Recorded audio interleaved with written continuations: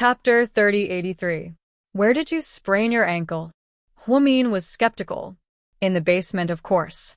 Why else would I sprain my ankle and come here? Hua Xiqian chuckled. Then why did you enter this room? There's nothing here. Huamin noticed that there was nothing else in the room other than Hua Xiqian. Why did he enter such an empty room?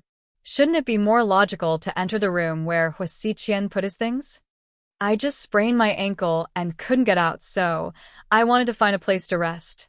Is that so? Huamin had a feeling that things weren't that simple. Huamin, are you suspecting me? Huamin looked at Hua Xiqian from afar and didn't approach him.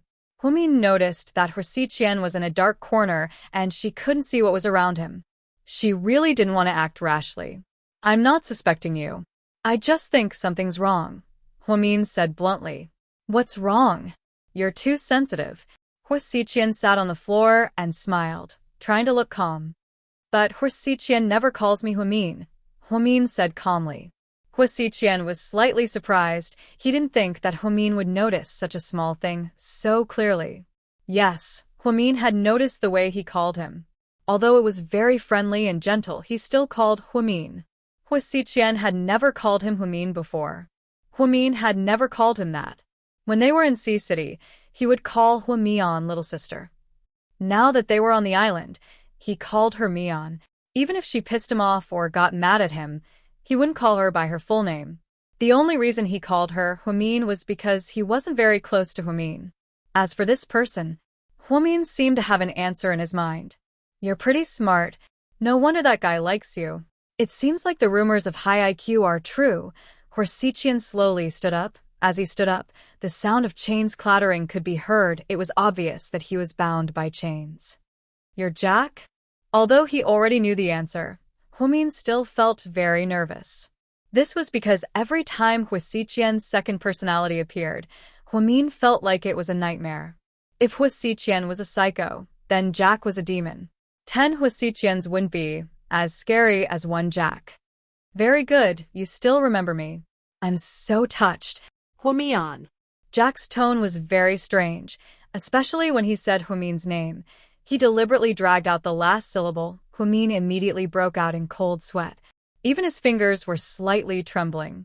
She had always thought of herself as a calm person in the face of danger, but at this moment, she still felt panic, fear, and despair for no reason. Are you chained?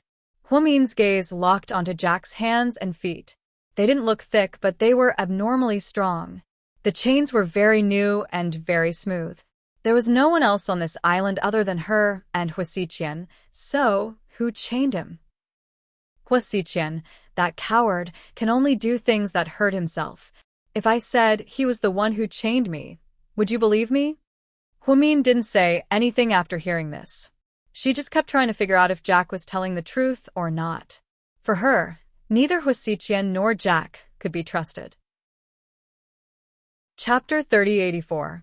Why did he lock you up? He's a psycho, so he locks himself up for fun, Jack said airily. That shouldn't be the case. As far as I know, Hua Xiqian isn't a reckless person. He loves himself a lot. So you don't believe me? Jack raised his eyebrows and asked. I just want to say that Hua Xiqian didn't lock himself up. I'm afraid it's you, right? Huamin stared into Jack's eyes and said word by word. There seemed to be a slight change in Jack's eyes. Huamin was indeed not a simple woman, especially at a time like this. She was still very cautious. That's funny. What's the difference between locking me up and locking himself up? It's not like you don't know our situation. It's hard to say, but I think he wouldn't do something like this for no reason. Let's not talk about this for now. Huamin, there's only you and me on this island. If I stay locked up like this, I'll starve to death. It's okay if I starve to death, but once I die, you'll be in danger too. Do you know that? You can't live on this island alone. So, what are you trying to say? What I'm trying to say is, let me go, and I'll let you go. You'll let me go? Huamin was a little confused. Obviously, she didn't believe Jack's words. My relationship with Hua Xiqian is like this. We share memories, so I know what he did to you. He planned for so many years just to take you out to a place where no one can find you. If you stay here with him, You won't be able to escape.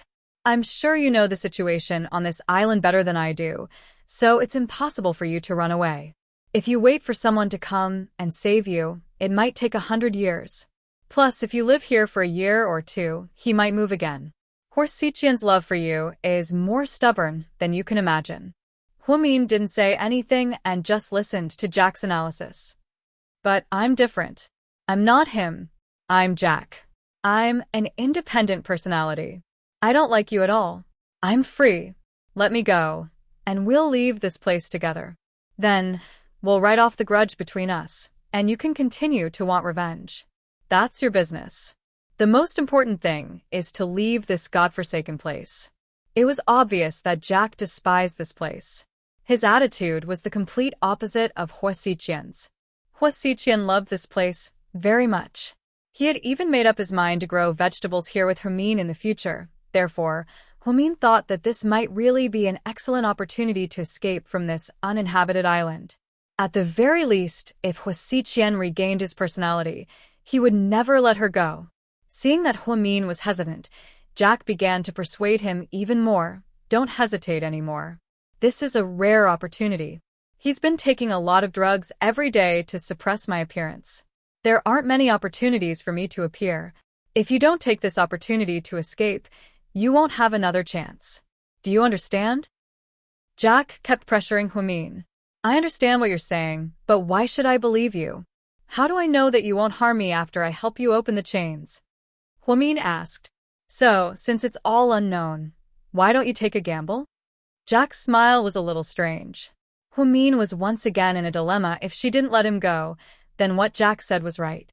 Once Hwasiqian regained his consciousness, he wouldn't let her go no matter what she said. Jack really didn't like her. It was obvious from the few times they had fought before. Then, should she take a gamble? Chapter 3085. In Sea City. In Shenmingxi's private mansion, he came in with a thermos flask and Tian ran to him. Uncle Shun, you're back. Yeah. Tian, have you had dinner? No. Huh? Didn't the housekeeping Annie that uncle called over make dinner for you?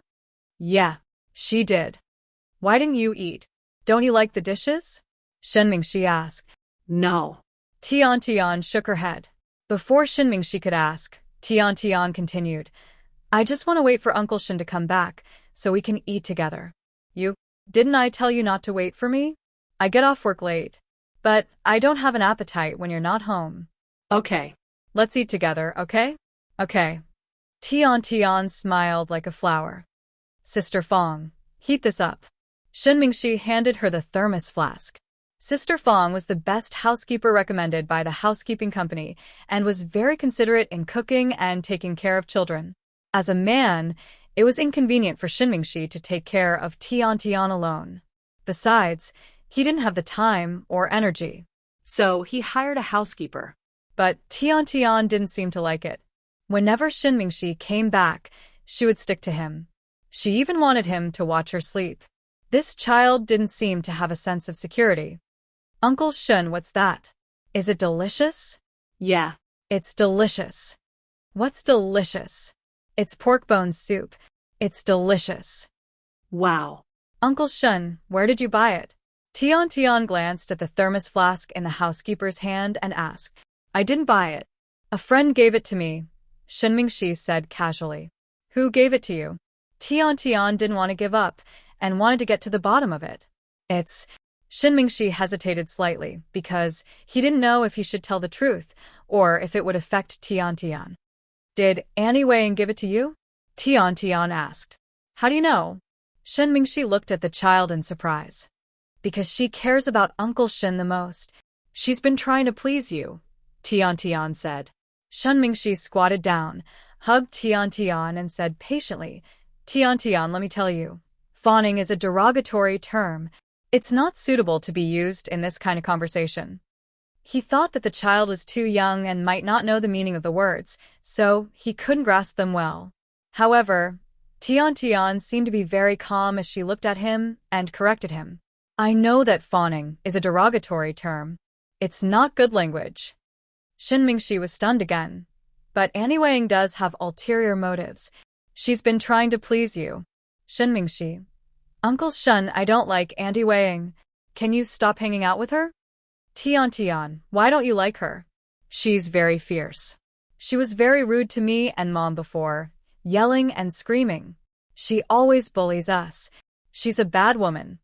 Shen Mingxi suddenly remembered that Weiing had done many things to hurt Hui Yanyan and her daughter because of her obsession with him.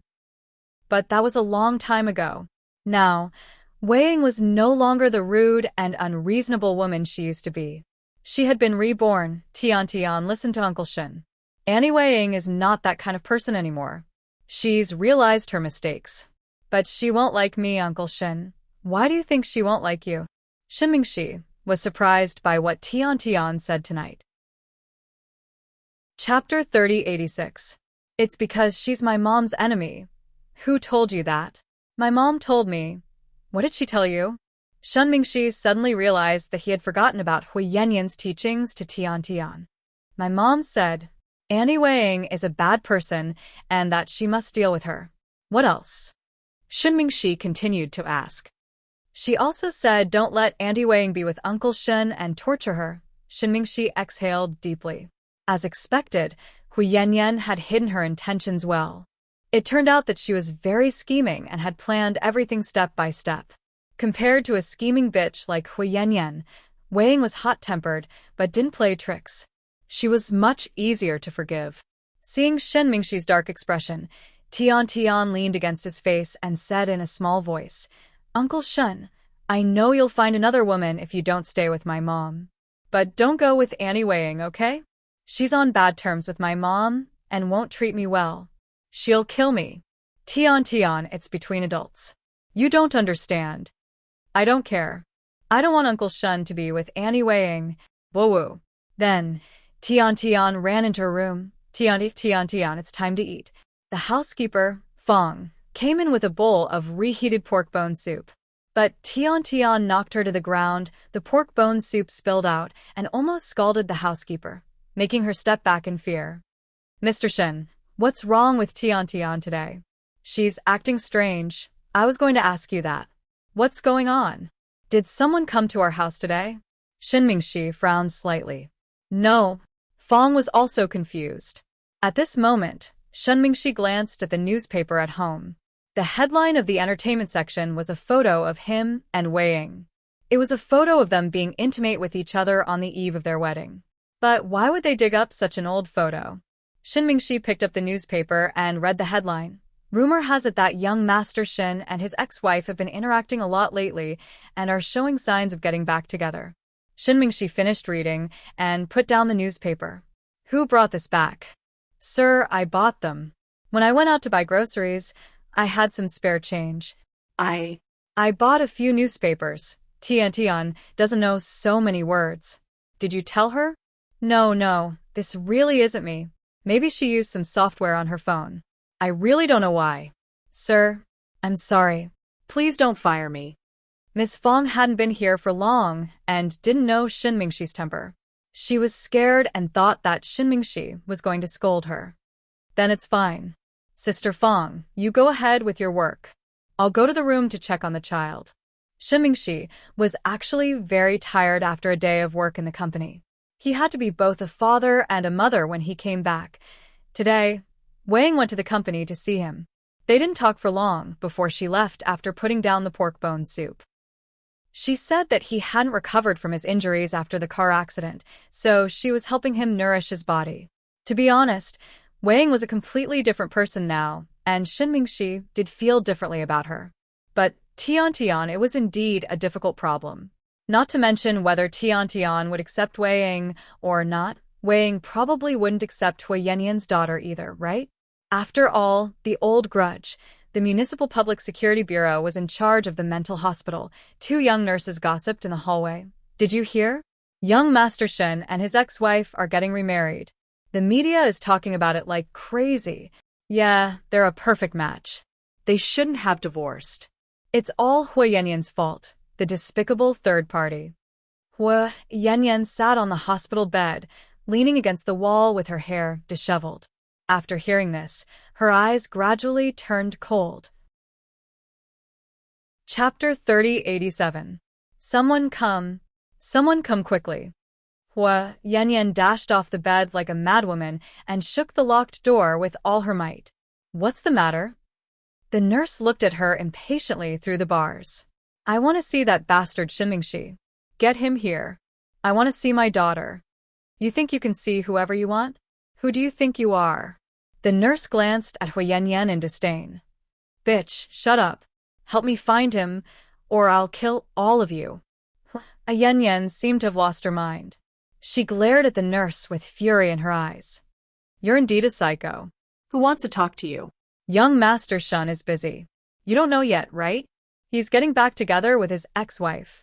Hua Yan's face turned livid when she heard this. When the time comes, your daughter will be sent to an orphanage. Miss Wei won't be able to accept your daughter. Hua Yan clenched her fists in fury. If it weren't for you, young Master Shin wouldn't have gotten a divorce. You're just like your mother. You're addicted to being a mistress, aren't you?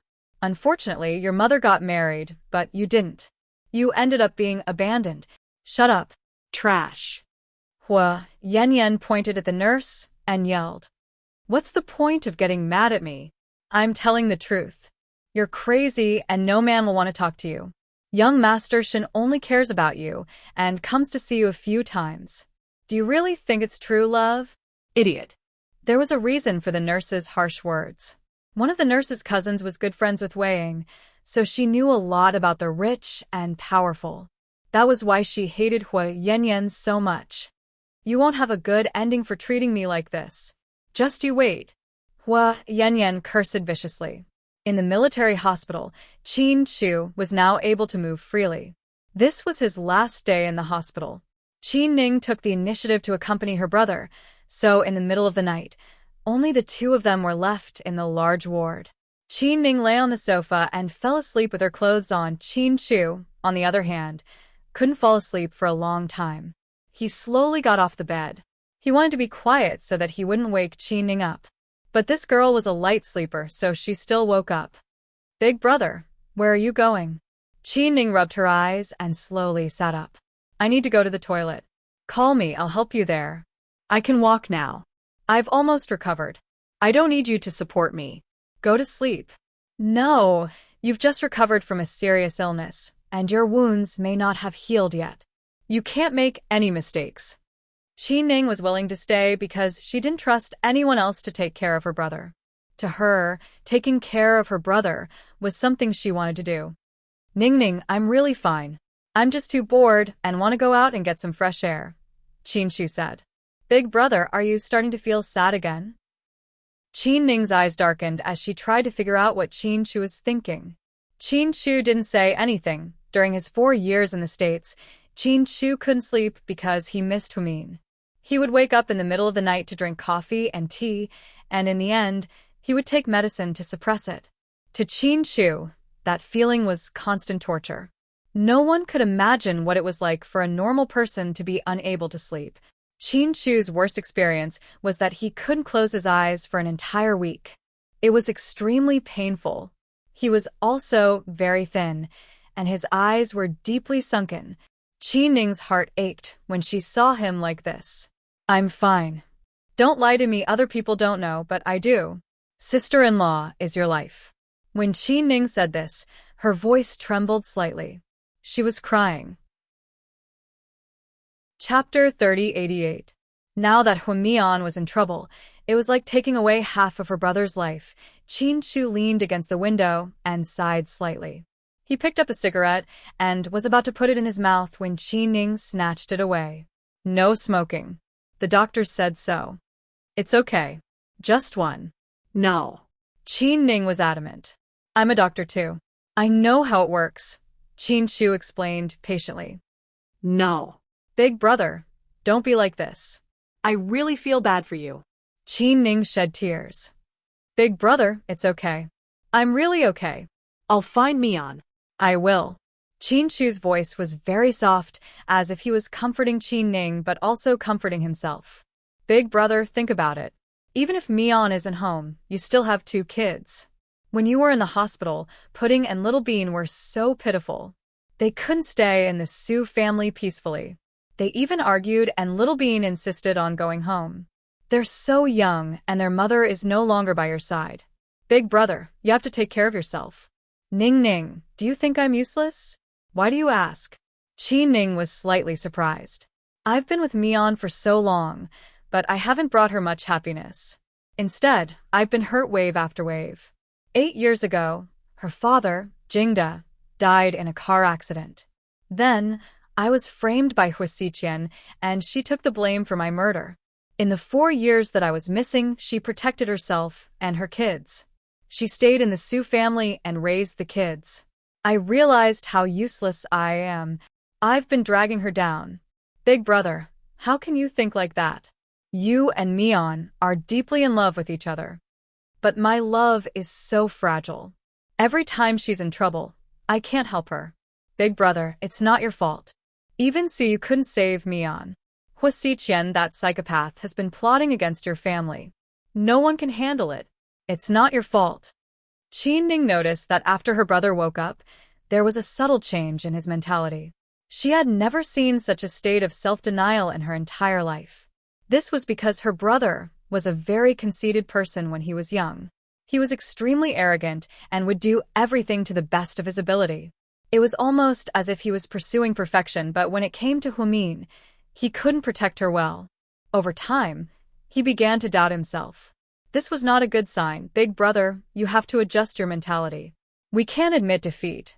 Sis-in-law is still waiting for you to save her. Chi Ning tried to persuade Qin Chu. I'm fine. Go to sleep. I'll be fine after a while. Qin Chu didn't say much. He looked out of the window with a complicated expression. There was a lighter in his hand.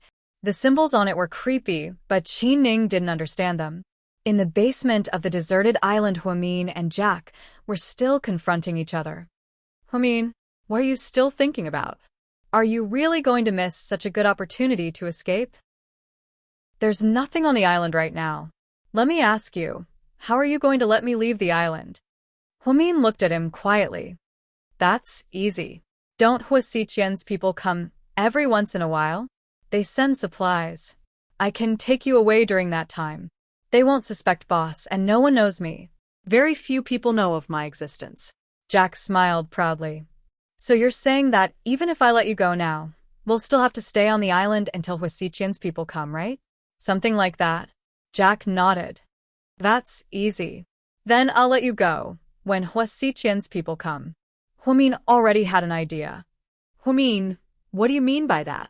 Jack's face gradually darkened. Chapter 3089. What I mean is, I can't let you go right now. How can you go back on your word? Jack was furious. Go back on my word? No, I never promised to save you, so it's not going back on my word. Huamin replied calmly. You idiot, you actually gave up your only chance to escape from the island. Jack gritted his teeth and glanced coldly at Huamin's face. This was indeed a reaction that Hu Xiqian had never shown her before. Don't say that. I'm not stupid. That's why I can see the situation clearly. I do hate Hu Xiqian, but Jack, you make my hair stand on end. Yes, Huamin already knew the answer in his heart. He would rather give up this chance to escape than believe Jack's words. They had fought before, and this man was a complete madman in comparison. Although Hu Xiqian was annoying, at least he could guarantee her safety. Then you can die of old age on this island. Jack sneered. I'm actually curious. Since you share memories with Hu Xiqian, then you should know where the key is, right? Huamin asked tentatively. Are you trying to trick me? Of course not. If you want me to save you, don't you have to tell me where the key is? Huamin laughed. Woman, why should I believe you? You're not going to let me go? Why would I tell you where the key is?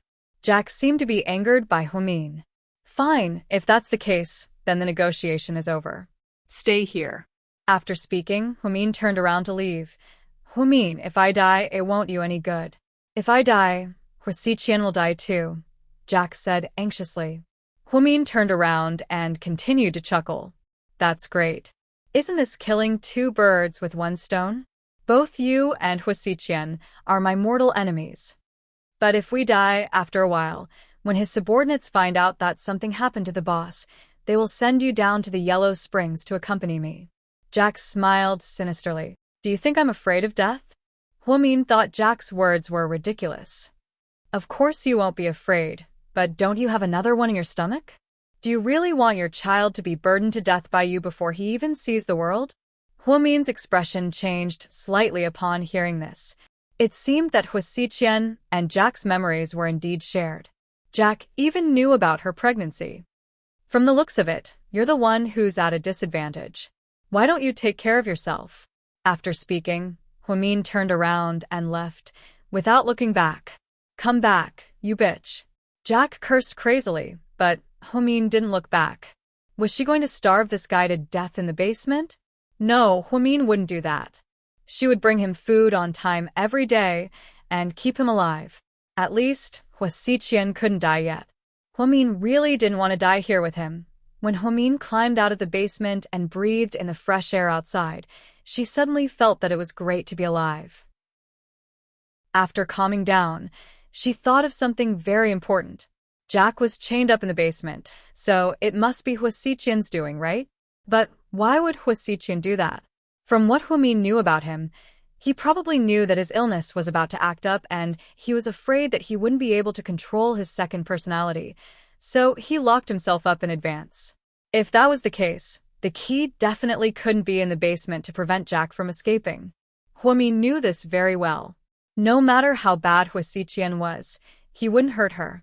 However, Jack was different. Jack could kill her at any time without mercy. At this thought, Huamin hurried back to the cabin and began to rummage through the things Huasiqian left behind. Suddenly, an old-fashioned cell phone slipped out of one of Huasiqian's pockets. Huamin couldn't suppress the joy in her heart, as if she had discovered a new continent. Chapter 3090.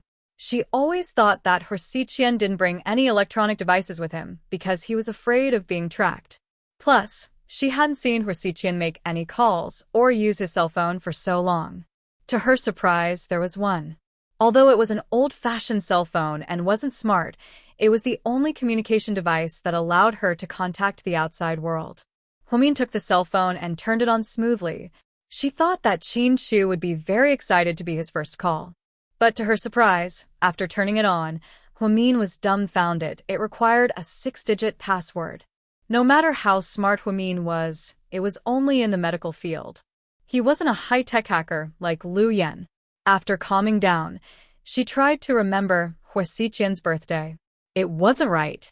Then she entered her own birthday. It still wasn't right. Then she entered Hu Jinghai's birthday. She even remembered Yan Ruashi's birthday. She had seen it on Weibo before. It seemed to be October 1st, but it wasn't right. In the end, she used a simple number like 123456. 654321 in despair. But it still wasn't right. Finally, Huamin gave up. She put the cell phone aside quietly. At this moment, something caught her attention. On the table where she was eating, next to the glass of water, was a very small key. Although it was small, the workmanship was very complicated. When did this key appear here? Did Huasiqian leave it here on purpose? Was this the key on the chain that locked Jack? Although she found the cell phone and couldn't use the password, she was relieved that she found the key. At least she knew that the key wasn't in the basement and that Jack couldn't get it. So, she didn't have to worry about being hurt. It was getting late. The weather on the island was unpredictable, just like a child's personality. Sometimes it was blue and sometimes it was windy. For some reason, there was a sudden storm that night. The sea was no longer romantic at night. Instead, it roared and howled like a wild beast. Huamin sat alone in the small wooden house, unable to fall asleep. She clutched the quilt tightly, feeling terrified. On this uninhabited island, there were only the two of them, Huasiqian. Usually it was fine and she wasn't that scared. But now, Huasiqian was gone, and the person in the basement was the crazy second personality Jack. At this time, Huamin felt like he was in danger. He was very, very afraid. She missed Qin Shu very much and wanted to throw herself into his warm embrace. She really wanted him to tell her, "Honey, don't be afraid. I'm here for you, But the reality was still so cruel. She had never thought that there would be a day where she could live in fear with a psychopath with dual personalities on the island. Absolutely not. South Hill Manor Chin-Chu stayed in the military hospital for the last night and was discharged. In order to celebrate his healthy discharge from the hospital, everyone planned to come over for a meal. The two elders of the Chin family had already prepared the food. After the incident at home, Chin-Chu fired all the nannies except for Uncle Lee, who was brought back. Of course, it was also because Hua Si-Chien had planted spies in the nannies, so they were fired. The two elders of the Chin family and Uncle Lee went to buy groceries early and came back to prepare. Chin-Chu took the kids to the garden in the yard to water the flowers. Then his friends arrived one after another. Other than Ni Yang and the others who went back with Chinjia, everyone else was there. Jiang Shaowei, Wei Liao, Gao Ran, Zhu Lingling, Tang Chuan, Qin Ning, Rick, Cece, and Suyu.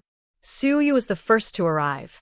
He drove his black Lamborghini, and there was a lot of delicious food in the trunk. Wow. Handsome Su, I love you so much. Seeing the food, Little Bean hugged Suyu enthusiastically. Do you love me or the food? Suyu asked with a smile. Chapter 30-91. Handsome Su, what are you talking about? Am I that kind of person? Little Bean felt wronged. You are, Pudding and Suyu said at the same time. Damn it. Daddy, look. Qin Zhao and Handsome Su are bullying me. Little Bean turned around and complained to her daddy. Whoa. Little brat, you know how to complain? Do I have to step aside now that your daddy is better? Suyu teased her. Pooh. What are you talking about? Handsome Su, you've been with me for a long time. You should know me. Handsome Su knows you too well. That's why he said that. Pudding laughed. Go away, stinky Pudding. Don't cause trouble here. I'm trying to get closer to Handsome Su. Okay. How do you want to get closer to him? Suyu hugged Little Bean and looked at her lovingly. Handsome Su, you bought all my favorite things. So you love me more, right? Little Bean said with a smile. You're flattering yourself. Of course. My sister doesn't like sweet things. She's afraid of getting fat. But I saw that all the things you bought today are sweet. Okay. You're smart. You can have them all. I'll keep some. You can take the rest. I can't take so many. Little Bean was surprised to hear this. Wow. Miss Little Bean, the sun rose from the west today. You used to die when you saw these things. Why are you asking me to take some back? What's going on? Because my mommy doesn't like me to eat sweet things. She's afraid my teeth will be bad and unhealthy. Little Bean said it very seriously. But Suyu felt a lump in his throat when he heard this. Little Bean, Gao Buyuan is here. Why don't you go pick him up? Pudding changed the subject. Really? I'll go and see. Hearing her sister's words, Little Bean immediately jumped out of Suyu's arms and ran toward Gao Ran's car. Pudding walked over to Suyu. Handsome Su, Little Bean didn't mean it. Don't be too sad. You know how to read minds? Can you guess what I'm thinking? Suyu smiled. I know you're as sad as we are about Mommy. I know. Pudding reached out and placed her hand on Suyu's shoulder. Her small palm gave him great comfort. I'm fine, Pudding. I'm really fine. I've always been confident that your mommy will be fine. But your daddy... My daddy has just recovered from a serious illness and has already thought things through. He has his own plans for Mommy. My sister and I didn't say a word, but we both know very well. Your family's IQ is almost as high as a company. You're really going to become a demon, so you continued joking. Pudding. Wei Yinshu got out of the car and called her name from afar. Damn. That brat is here too. Go find your friends. I want to talk to your daddy. Okay. Pudding nodded and walked toward Wei Liao and Jiang Shaowei's car. Suyu walked slowly to Qin Chu. Are you okay? Yeah. I'm almost recovered. What's your plan to find Humin? I'm already looking for him. I'll tell you when I find some clues. But we don't have any clues. How are we going to find him? I'll go see Aching after dinner. I've seen Aching. He doesn't know much. I think he's hiding something from you. I'll talk to him alone and see if there are any new clues. Okay. I'll wait for your news. Suyu. Yeah? The old man who operated on me. Suyu looked at Qin Chu in confusion. That's Mion's biological father, Qin Chu said faintly. Upon hearing this, Suyu was completely dumbfounded. Chapter 3092. What? So you thought he was hallucinating. But Qin Chu didn't repeat himself. Instead, he stared at Huamian with a serious expression. Did you just tell me that the mysterious old man who operated on you is Mion's biological father? Yes. Oh my god. Suyu was shocked again. No, I need to calm down. Suyu put his hand on his heart, feeling it was racing. Qin Chu didn't say anything, but something's wrong, Qin Chu. Didn't Mion's father do that thing many years ago? Suyu finally realized. Jingde isn't her biological father. So you're saying that Mion's mother isn't her biological mother? Suyu finally understood. Yes. It all started with what happened in the hospital years ago. Then, Qin Chu explained Huamin's background to Suyu so he could understand. After hearing this, Suyu was once again speechless from shock. So you're saying that the ordinary-looking old man I talked back to is a Chinese professor that even the FBI has to respect? Yeah. Fuck. I was so stupid to say that to him, Suyu said, blaming himself. It's not your fault. After all, he didn't reveal his identity. You should be careful. I knew it. Pudding and Rick knew. This old man must be someone special. I didn't expect him to be. The professor's identity is very special, and many people have ulterior motives toward him. Of course, he has to be careful. You understand. Hey, so Mion has an awesome little sister? Hearing Qin Chu mention Lu Yen so casually, Suyu knew things weren't as simple as they seemed.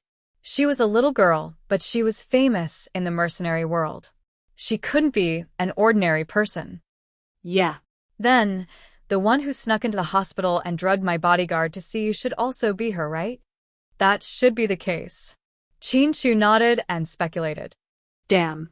Mion's family has amazing genes. That's her biological mother. The matter of the biological mother is a little complicated.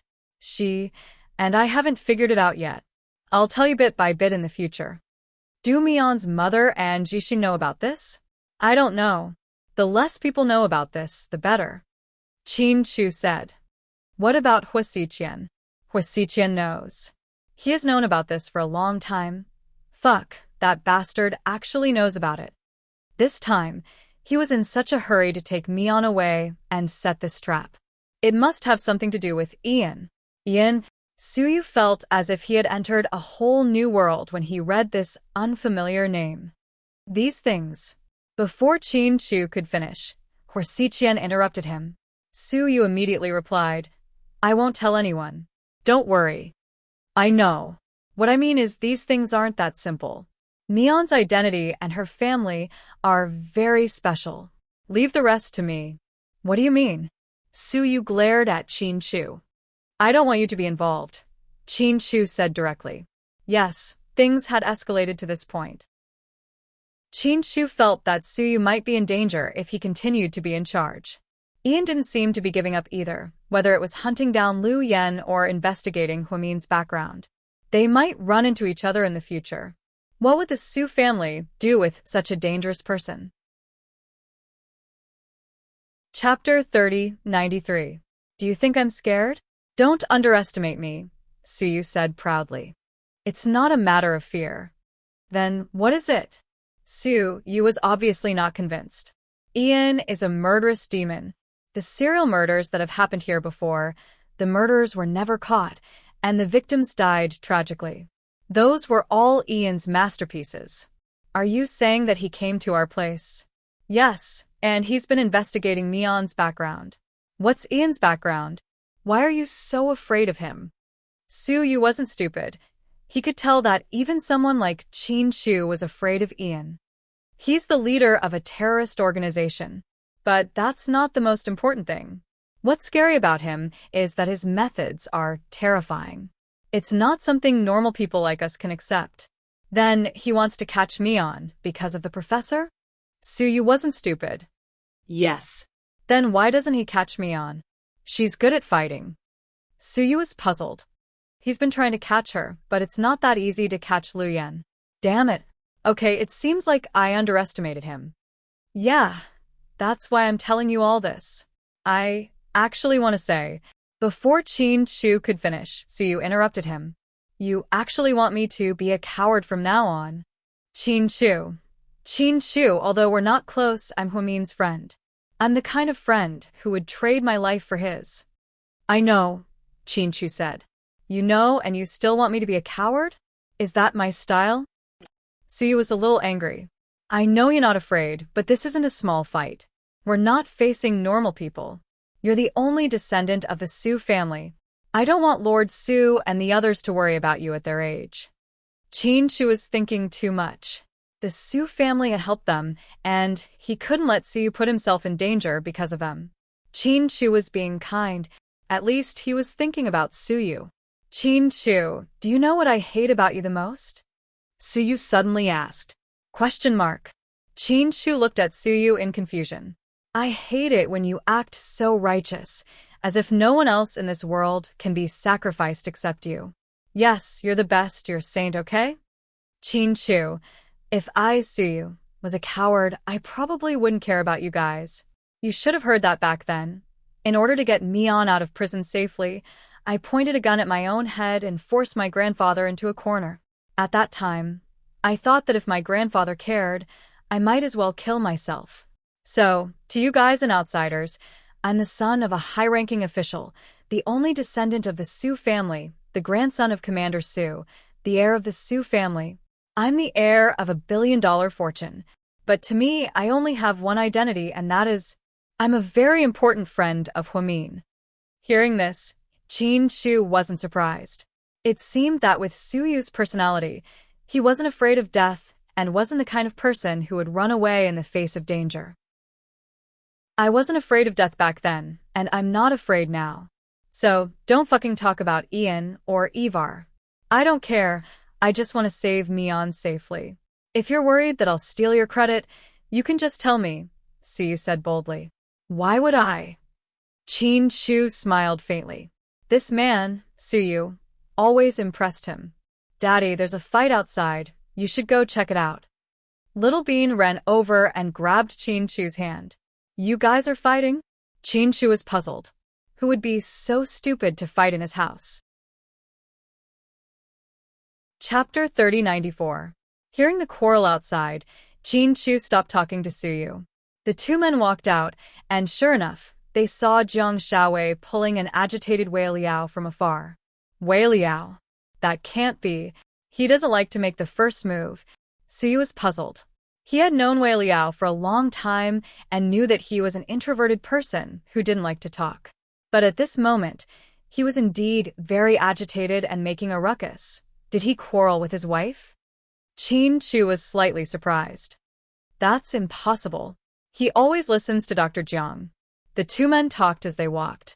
When they got closer, they saw that it was Wei Liao and his sister, Wei Ying. Wei Ying wasn't on the invitation list, so Qin Shu was surprised that she came. What's going on? Wei Liao. What's wrong with you? You went over to comfort Wei Liao first. It's fine. I just wanted to teach my disappointing girl a lesson. Wei Liao's anger still hadn't subsided. Why are you here? Suyu looked back at Wei Ying and asked directly. Big brother Suyu. Wei Liao was a bit embarrassed. I told you, I asked him to come. Jiang Shaowei interrupted. Don't, sister-in-law. I can't let you take the blame for this. This has nothing to do with you. It's like this, big brother. I had something to talk to Mingxi about today. I called him, and he said he was on his way here, so I thought I should come here too. You didn't expect me to be here, did you? Wei Liao said coldly. No. I didn't want to hide it from you. Big brother, don't be angry. How can I not be angry? How many times have I told you not to contact that kid from the Shin family? You guys are already in the past. Wei Liao was a little agitated. Brother, he and I are now just friends. There's really nothing else. Friends? Who are you kidding? Do you think I'm you? Wei Liao was even angrier. He pointed at Wei Ying's nose and scolded her. Jiang Shaowei hurriedly hugged her husband's waist and coaxed him. Hubby, let's go back and talk. This is someone else's house. We're just being polite. It's not appropriate to do this. It's okay. We're not unfamiliar with Qin Chu. I'm just going to deal with some family matters. I believe he'll understand. After Wei Liao said that, everyone immediately looked at Qin Chu. President Wei, do as you please. Qin Chu was indifferent to this matter. Since it was a family matter, it was not appropriate for others to intervene. Shin Mingxi hadn't arrived yet, but from Wei Ying's words, he was on his way. What are you doing here? Go home. Don't make a fool of yourself. Wei Liao was even angrier when his sister refused to leave. Brother, I really need to talk to Mingxi about something urgent. Go out and talk. This is the Qin family's house, not a place for you to date. Old Wei, you're being too strict. Ha, you don't have to go that far. There are so many people here, and Shin Mingxi can't do anything to your sister anyway. Is it necessary? Su spoke up for Wei Ying for the first time. Lord Su, it's none of your business. Wei Liao told Su to stay out of it. For some reason, the media had been spreading the news that Shin Mingxi and Wei Ying were getting back together. But his sister's injury was still fresh in his mind. Even if Wei Ying could forgive him, Wei Liao and the Wei family couldn't accept it. At this moment, a black Porsche Cayenne slowly drove into South Hill Manor. Young Master Shin is here? Zhu Lingling glanced at the car and said in a low voice. Everyone fell into silence. Wei Liao's face grew darker. Chapter 3095. Sorry, there's a traffic jam. They said the whole city is on alert for a marathon, Shin Mingxi said with a smile. Then, he opened the car door and carried Tian out of the back seat. She was wearing a blue princess dress and hairpins, looking very glamorous. You're all here so early? Shin Mingxi asked proactively.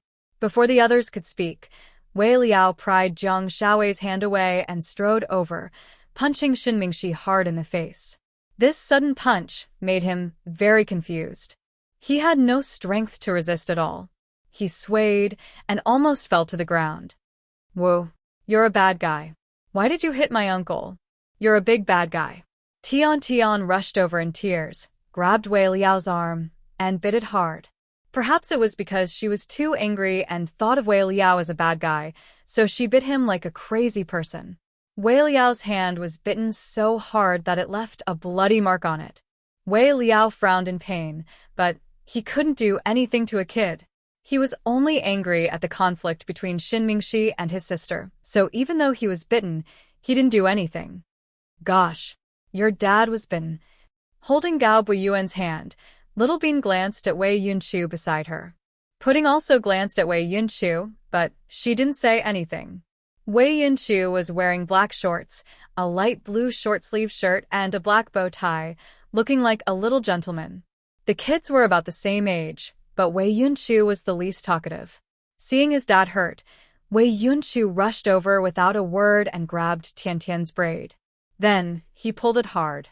How dare you bite my dad? Are you a dog? Wei Yunchu yelled at Tian. Then, he rudely pulled her hair and flung her away, causing her to fall to the ground. Woo, you're all bad guys. I don't like it here. Uncle Shin, let's go. Shin Mingxi hurried over to help her up. Seeing this, Wei Ying took out a wet wipe and handed it to Tian to wipe her dirty hands. Unexpectedly, he was pushed hard by her. Get lost, you bad woman. If it wasn't for you, things wouldn't be like this. Why are you so shamelessly clinging onto my Uncle Shin? Can't you find a man? Wei Ying was slightly shocked. Tian, shut up. You're not allowed to talk to your elders like that. Am I wrong? What kind of senior is she? My mom said that she's just a liar who likes to take the initiative to chase after men. She can't even give birth to a child, so no man likes her. She's trying to get close to Uncle Shin with ulterior motives. Tian seemed to be getting worse. Shin Mingxi hurriedly covered her mouth to stop her from continuing. Xiaoying, don't take offense at a child's words. Before Shin Mingxi could say anything, Jiang Shaowei was also a little angry. Don't take offense at a child's words. None of the kids here would say such things. It seems Hui Yanyan has instilled the idea of a bitch into this child. Yeah. This little girl looks cute, but has a vicious tongue. How can she do that? Zhu Lingling also found that she didn't like this child. Sis, is that Tian Tian? I feel like she's possessed by a ghost. She's annoying, Little Bean said in a low voice. I haven't seen her in a long time. I don't know why she's like this, Pudding said. Hua Yan Yan used to be a good friend of Huamin, and Tian Tian often came here to play with the twins. At that time, Pudding didn't think Tian Tian was such a mean child. Did you hear that? How long are you going to be a bitch? Even Hua Yan Yan's daughter looks down on you. Wei Liao looked at his sister with heartache. Chapter 3096. Big brother, don't call me. Go home. Hurry up. Wei Liao was scary when he was angry. Wow. It's the first time I've seen Uncle Wei so angry. It's scary, Little Bean said. He must be very angry. Otherwise, he wouldn't be like this. Yeah. Sis, your future father-in-law has a temper. Ha. Little Bean joked. Pudding rolled her eyes at Little Bean and didn't continue. Auntie, hurry up and go home. My dad looks really angry. Wei Yunshu tugged at the corner of Wei Ying's dress. Okay, I know. Good boy, nephew. Wei Ying reached out and patted her nephew's head. Then she looked at him apologetically and said in a low voice, Big brother Mingxi, I'll talk to you about that thing at your company tomorrow. Okay. Don't come to my Uncle Shen again. We don't like you, Tian Tian interrupted. Wei Ying glanced at Tian Tian with mixed feelings and stood up. Big brother, don't be angry. I'll leave. Old Wei, what are you doing? You're happy just because you forced the girl to leave. Tang Chuan was speechless. He wanted to stop the fight, but Qin Ning wouldn't let him. Qin Ning thought it was the Wei family's business and outsiders shouldn't interfere. I'm doing it for her own good, Wei Liao said. Okay, since they're all gone, let's eat. I'm starving. Tang Chuan tried to lighten the mood, not wanting everyone to be so nervous. Okay, sit down in the dining room. We're ready to eat, Qin Shu announced as the host. Everyone was tactful enough to walk inside. Rick supported Cece as they walked inside. Cece, how far along are you? Zhu Lingling asked curiously. Her eyes fell on Cece's belly. Cece was wearing a peacock blue dress. It was a Korean style and was very loose, suitable for pregnant women. Her shoes were flat-soled. It was obvious that both she and Rick cared about the baby. Almost 3 months. Cece smiled. So fast. 3 months? That's about the same time as my Mion's second child. Ha, you can be her in-laws. Zhu Lingling continued to gossip. Upon hearing about Hua Min's second child, everyone fell silent. Qin Shu, on the other hand, looked calm. Su Yu really couldn't take it anymore. His eyes hurt a little. After rubbing them, he strode into the room and stopped listening to Zhu Lingling and Cece's conversation. Lingling, don't mention Mion all the time. Everyone feels bad. Gao Ren kindly reminded her. So what? Isn't my Mion fine? He'll be back in a few days. I've prepared so many baby clothes. It's not like he's dead. Why don't you bring him up?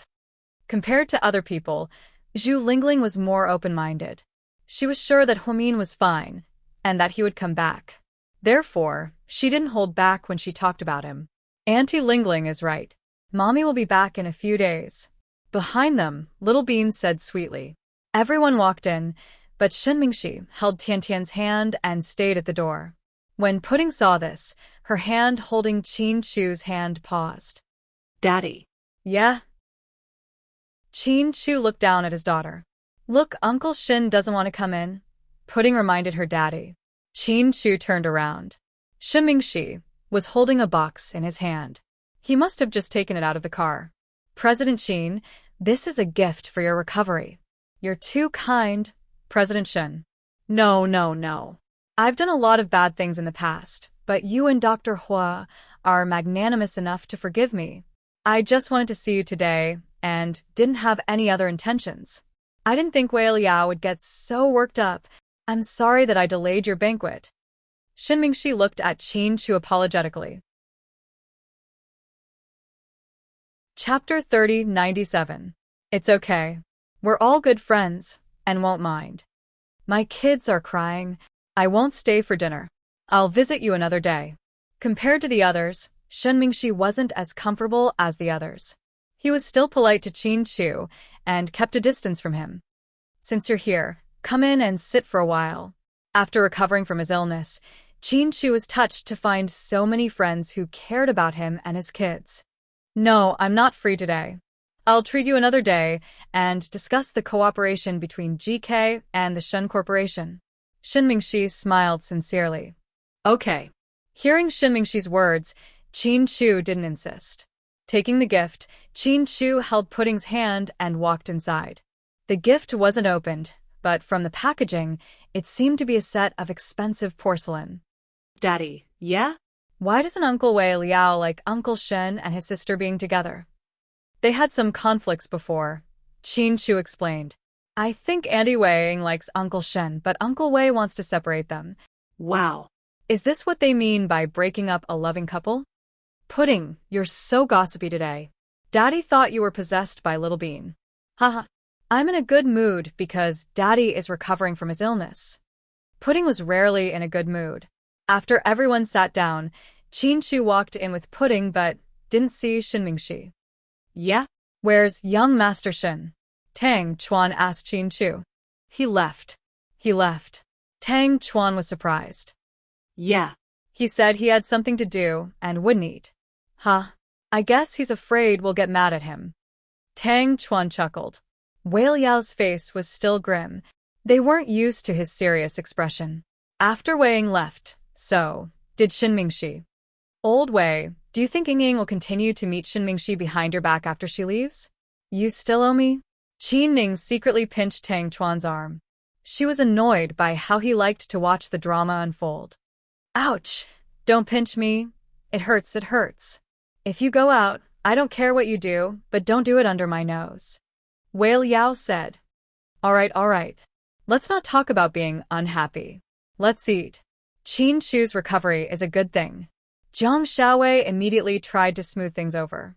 The two elders of the Qin clan served the dishes one after another. Then, the two old men and Qin Ning's father went to eat in another small restaurant. Leaving space for these young people. Thank you for taking care of us while I was sick. Thank you for taking good care of Pudding and Little Bean. Qin Chu rarely spoke politely. Therefore, when they were being so polite, everyone felt quite embarrassed. Brother-in-law, don't say such things. We are a family. Get out of here. Who's your family? Shameless. Qin Ning pinched Tang Chuan's face again. Hey, Ning, you can't deny it. Your dad agreed to our relationship.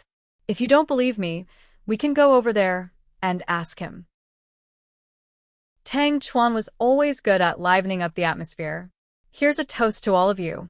Thank you to all my friends. Then, Qin Chu was about to toast when Little Bean scolded him. Daddy, you're not allowed to drink. Ahem. Pudding coughed to remind him. The foreign old man who operated on you said you're a patient and must take good care of yourself. You can't drink. A little red wine is fine. Qin Chu chuckled. You can't do that either. Here, I'll give you mine. Good girl. Little Bean ran over and handed her glass to Qin Chu. It was also red, but it was blueberry juice. Qin Chu held the glass and didn't know whether to laugh or cry. Son, your future daughter-in-law seems very powerful. Will she control our whole family after she marries you? Gao Ran teased his son. Chapter 3098. Dad, what are you thinking? Little Bean is very cute. She's not strong at all. Compared with Pudding, she's very gentle. Pudding is gentle too, Wei Yunchu corrected them. Looking at the two boys who didn't seem to understand what was going on and defending their future daughter-in-law, everyone burst into laughter. The atmosphere instantly became a lot better. Because of the incident with Shenmingshi and Wei Ying, they were in no mood to continue eating. Daddy, drink it. Try it. It's good. Little Bean stood before Qin Chu and looked at him without blinking. He was afraid that she would drink. This girl was very responsible. Okay. Daddy, try it. Finally, Qin Chu had no choice but to take a sip of the blueberry juice. Is it good? Little Bean asked expectantly. Yeah. It's good. Then drink it up, Teen Chu. Ha. Little Bean, your dad was a hero. But in the end, you subdued him. Gao Ran couldn't stop laughing. Uncle Gao Ran, you're wrong. I didn't subdue him. I cared about him. Yes. You're right. You're pretty, so everything you say makes sense. Gao Ran felt that Little Bean's cuteness could melt his heart. So, Teen Chu, do you still want to toast me? Rick joked, which was rare of him. The blueberry juice is good. I'll toast to everyone with the blueberry juice and wine. Thank you. Seeing Teen Chu's sincerity, everyone raised their glasses. During the dinner, Teen Chu received a phone call, and his expression changed slightly. Enjoy the dinner. I'll be back soon with a guest. Teen Chu stood up. Brother-in-law, don't worry. Ha. I'll take care of them for you. After saying that, Tang Chuan immediately waved his hand. Come. Don't be so polite. Eat and drink and eat. Haha. Master Tang, you're really shameless. You think you're the owner? Suyu laughed at him. Yeah, I'll be a part of the Qin family sooner or later. Tang Chuan held Qin Ning's hand and smiled. If your mother hears this, she's going to explode again, right? Suyu was amused. If the pot explodes, then let it explode. Anyway, I want to eat popcorn. Tang Chuan disagreed. When it came to his mother's opposition, Tang Chuan's approach had always been very clear. That was to always protect Qin Ning, even if it meant going against her mother. However, he didn't think that this was an unfilial act. He knew his mother's strong character.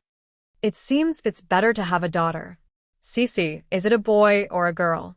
Didn't they say that overseas technology is so advanced that they can tell the gender of the baby at a very early age? Zhu Lingling asked. Jiang Xiaowei said, that's right. That's why a lot of pregnant women from rich families or celebrities go to Hong Kong as soon as they're pregnant. They can tell the gender first. Some people want a boy, but when they see it's a girl, they abort it. It's so cruel. That's so stupid. If everyone has a boy, they'll be gay. They won't even be able to get a wife. Zhu Lingling said indignantly. Honey, watch what you say. After all, there are children here. Gao Ran reminded her. It's okay, Uncle Gao. We understand what Auntie Lingling means, Pudding said calmly. Gao Ran. So, is Auntie Cici pregnant with a boy or a girl? Pudding tilted her head and looked at Cici. Hearing this, Rick gently put his hand on Cici's shoulder. We didn't look, Rick said. Cici also smiled. We don't care about that. It doesn't matter if it's a boy or a girl. It's our child anyway. I wonder if it's a boy or a girl in my mommy's belly. Pudding sighed slightly and thought of her mommy. Little Bean, why are you talking about this? Pudding quickly changed the topic. Dr. Hu must be pregnant with Neza, Suyu suddenly said. Chapter 30-99. Neza. Tang Chuan froze. The others were also confused. They didn't seem to understand Suyu's joke. Ever since she got pregnant with this child, there have been so many disasters.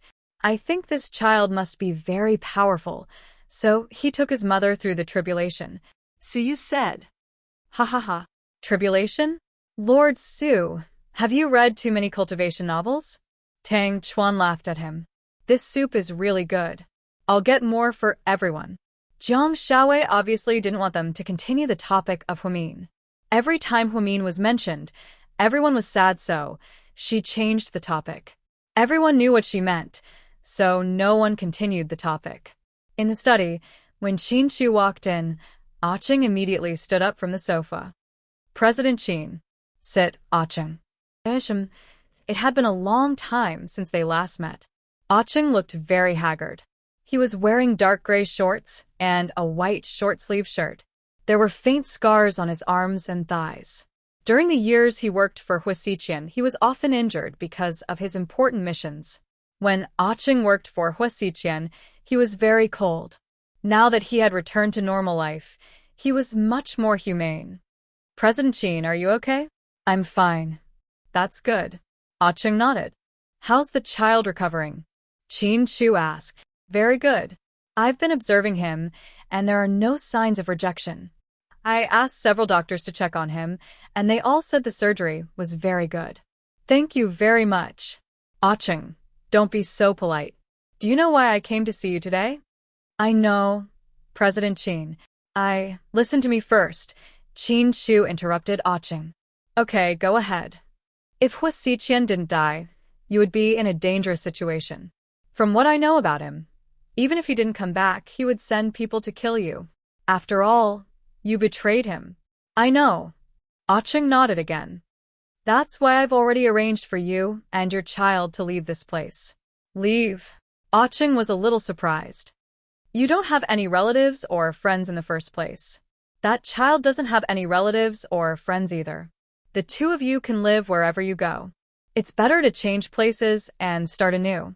Acheng bit his lip and fell silent. When I was hospitalized, I know that Suyu looked for you. You've told him everything you know. I won't ask you anything else. Take these. What's this? Acheng took the paper bag that Qin Chu handed to him. Open it and have a look. Acheng followed Qin Chu's instructions and slowly opened it.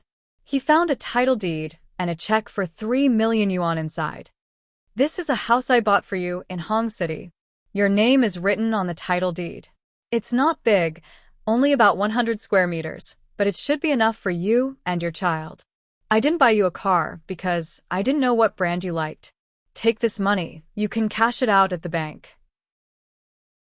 In that city, 3 million yuan isn't a lot, but it's enough for you and your child to live comfortably.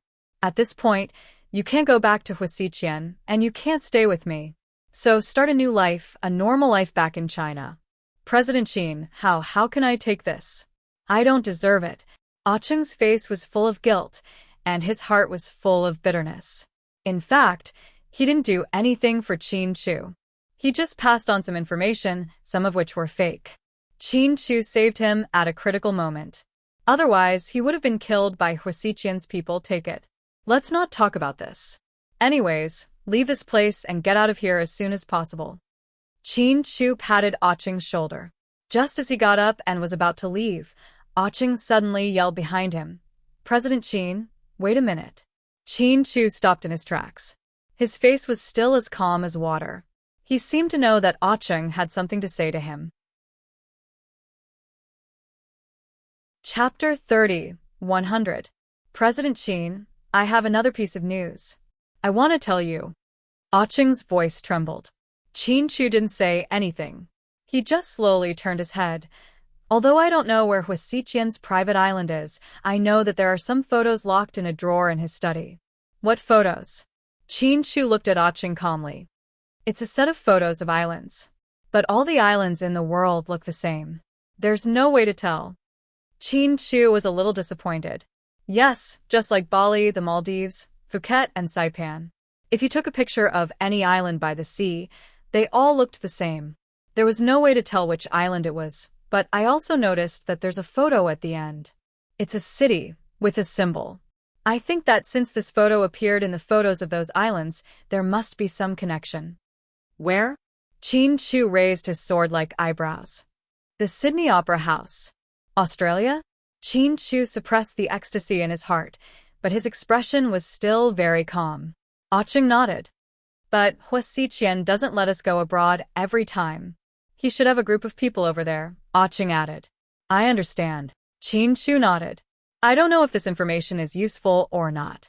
It seems like the scope is quite big. Acheng lowered his head, a little ashamed. No, you've already told me enough. Thank you, Acheng. No.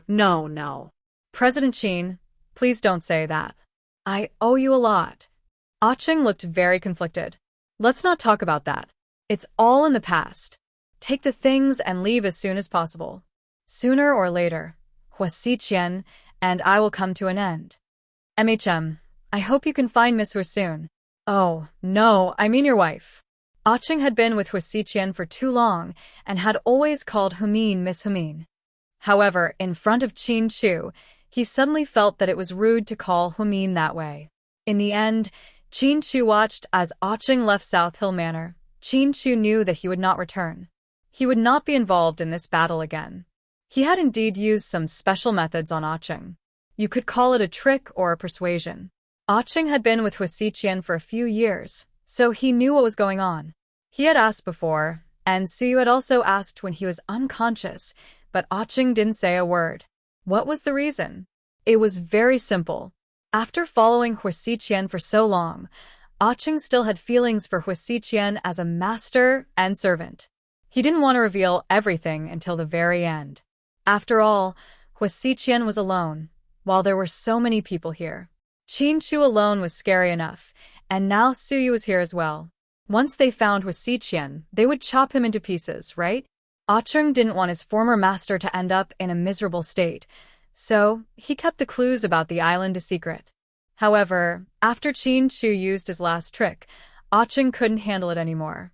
In fact, some people were like this.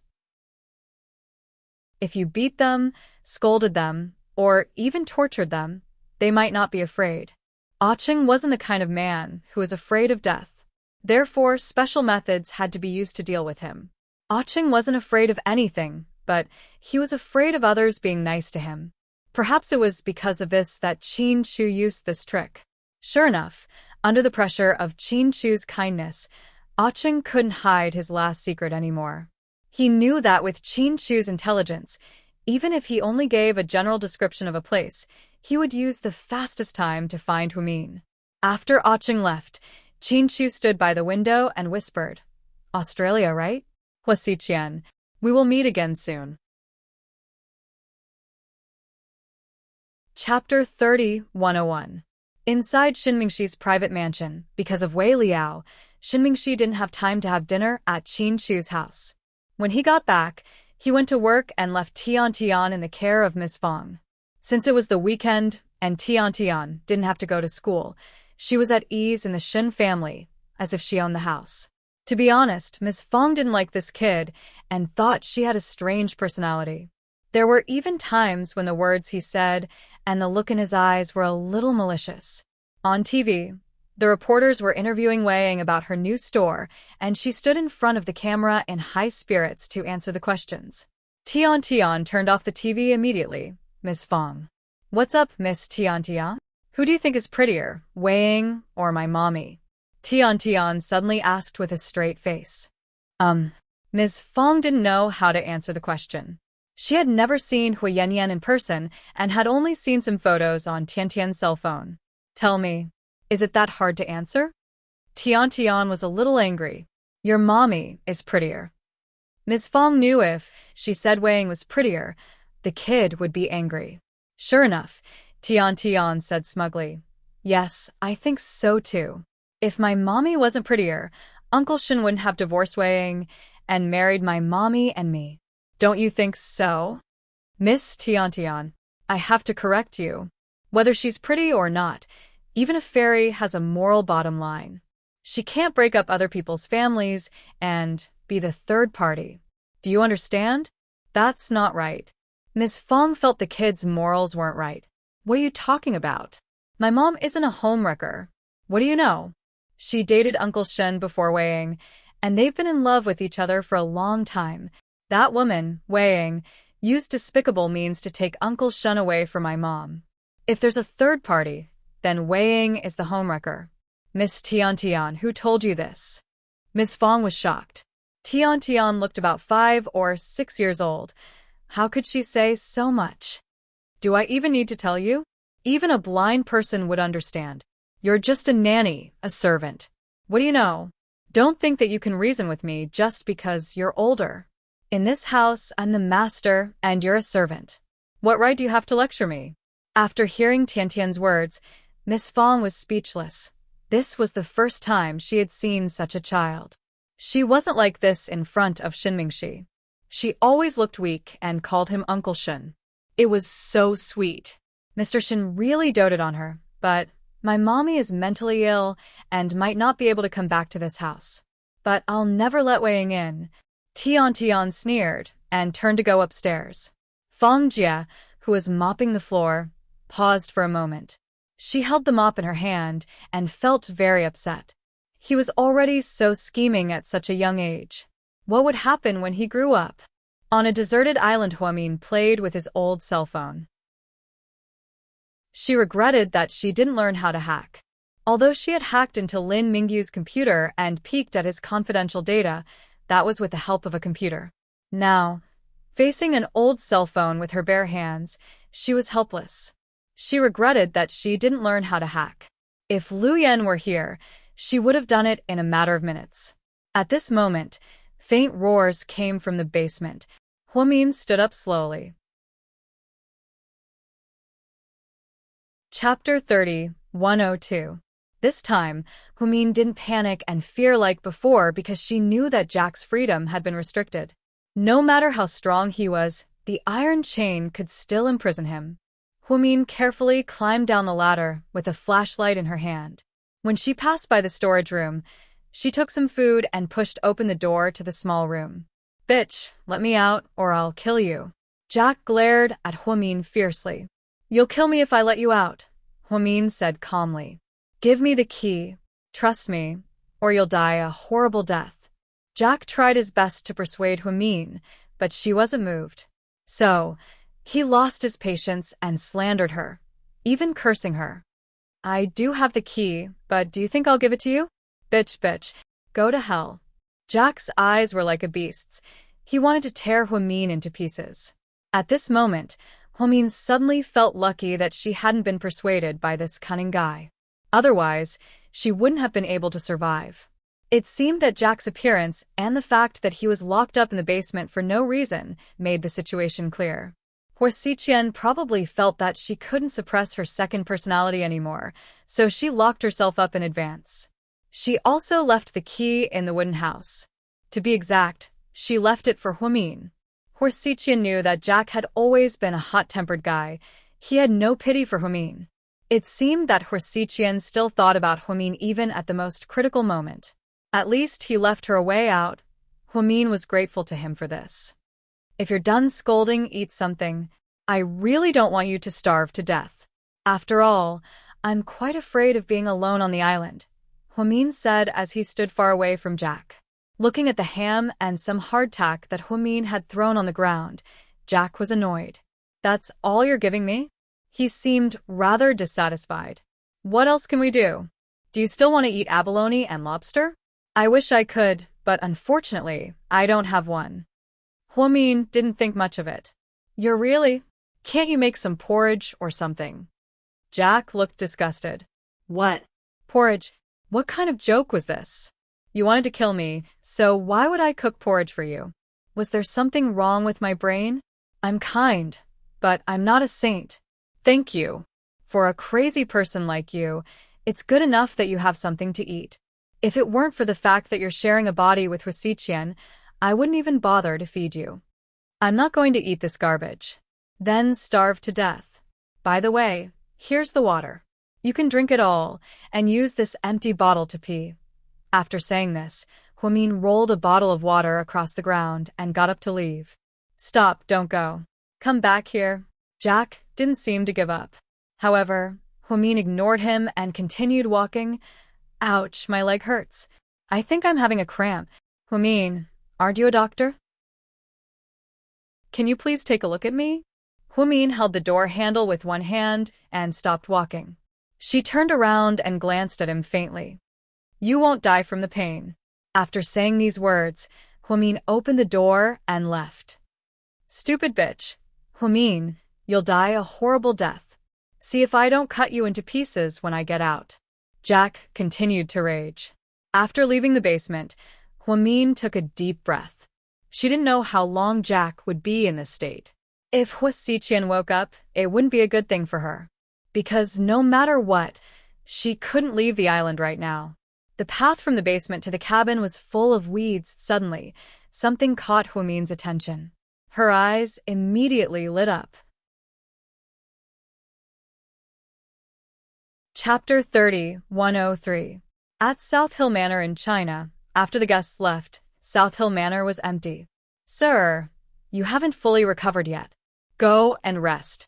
I'll take care of things here." Uncle Li walked over. "I'm fine, Uncle Li. You don't have to treat me like a patient. I'm back to normal." That won't do. After all, you just had surgery. I saw the old madam made you some tonic soup in the kitchen. You should rest. Chin-Chu nodded, turned around, and went upstairs to the study. Then, he sat down in a chair and a string of numbers appeared in his mind. He dialed the complicated numbers on his cell phone. 10 seconds later, a girl's image appeared in the air. Hello, I'm Lu Yen. Where are you? What? Even you're interested in my whereabouts? Lu Yen chuckled. No, I'm not interested. I just want to see how far you are from where I'm going. I'm in the air on a private jet. Lu Yen leaned against the leather sofa in the inner cabin and stuck out her tongue playfully. Where are you flying to? Brazil. I'm going to collect a debt. Collect a debt? Chin-Chu frowned slightly. She's going to collect a debt. Xiao Fei interrupted. Shut up. Lu Yen glared at Xiao Fei. What's going on? It's an enemy of mine. I've been looking for him. Someone saw him in Brazil, so I'm going to kill him, Lu Yen said casually. She made it sound as if killing someone was as easy as killing a chicken. Then don't go. I have something more important for you. What is it? Hearing Chin-Chu's tone, Lu Yen knew it must be something important. Now, it seemed that the important thing Chin-Chu was talking about had something to do with her sister. I found some clues that might lead to your sister's whereabouts. Really? Lu Yen stood up in excitement, unable to suppress her ecstasy. Ah Cheng said Sydney, so it must be Australia, which means it's close to Australia. Check all the big and small private islands around Australia. The faster the better. Find out which island owner is Chinese. No, Huasiqian, that cunning guy, would never use his own name. He wouldn't even use a Chinese name. Maybe it's a foreigner's name. Anyway, check all the islands around Australia. Australia? That's not far away. Where did you get the information? Is it accurate? Lu Yen was hesitant. You don't have to ask me where I got it from, but the news is definitely reliable. It's definitely from Australia. Chin-Chu believed that the last piece of information Ah Cheng told him was absolutely true. He wasn't spouting nonsense. This was human nature. Okay, I'll check it now. But I don't think it's that easy, Lu Yen said. Yeah. Maybe he installed some electronic devices on some of the islands to block the signals.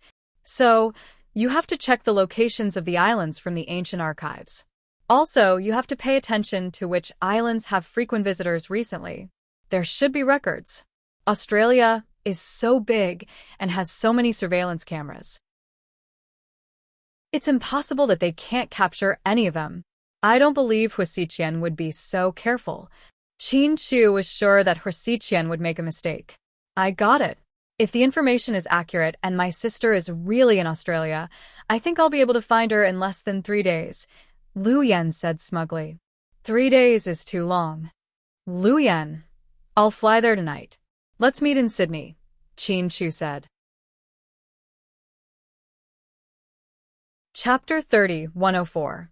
At night, Huamin went down to the basement to see Huasiqian, or rather, Jack. When she opened the door and entered, he was leaning against the wall, sitting there. He didn't eat the food she gave him, but he drank all the water. It seemed like he was very thirsty. Hearing her footsteps, he slowly looked up. Mian, you're here. His tone surprised Huamin slightly. Mian, how long have I been unconscious? He asked hoarsely. Don't you know what happened? I know, of course I know. Is it because Jack is coming out to make trouble? So, I locked myself up and put the key in the room. You saw it, right? When did you wake up? Huamin looked at him calmly. An hour ago, he said calmly. Then why didn't you call me? Because I knew you would come. Haven't you been bringing me, Jack, food and water all this time? But he didn't eat it. Huamin looked at the untouched food and said, Yes, Jack is very suspicious. He won't eat the food you give him. He's afraid that you'll do something to it. Then let him starve to death, Huamin said. Huasiqian smiled faintly. Huamin carefully observed Huasiqian's expression. Indeed, the hostility in his eyes was gone. But, Mian, can you unlock the door for me? Can you let me out? I can't stay in this dark basement forever. Let you out? Do you think I'm that stupid? But if you don't let me go, my subordinates will come after you if they can't see me. You're so smart. You shouldn't do something so stupid. When will your subordinates come? Huamin had always wanted to know how long it would take for them to come so that he could find a way to leave the island. Neon, are you trying to trick me?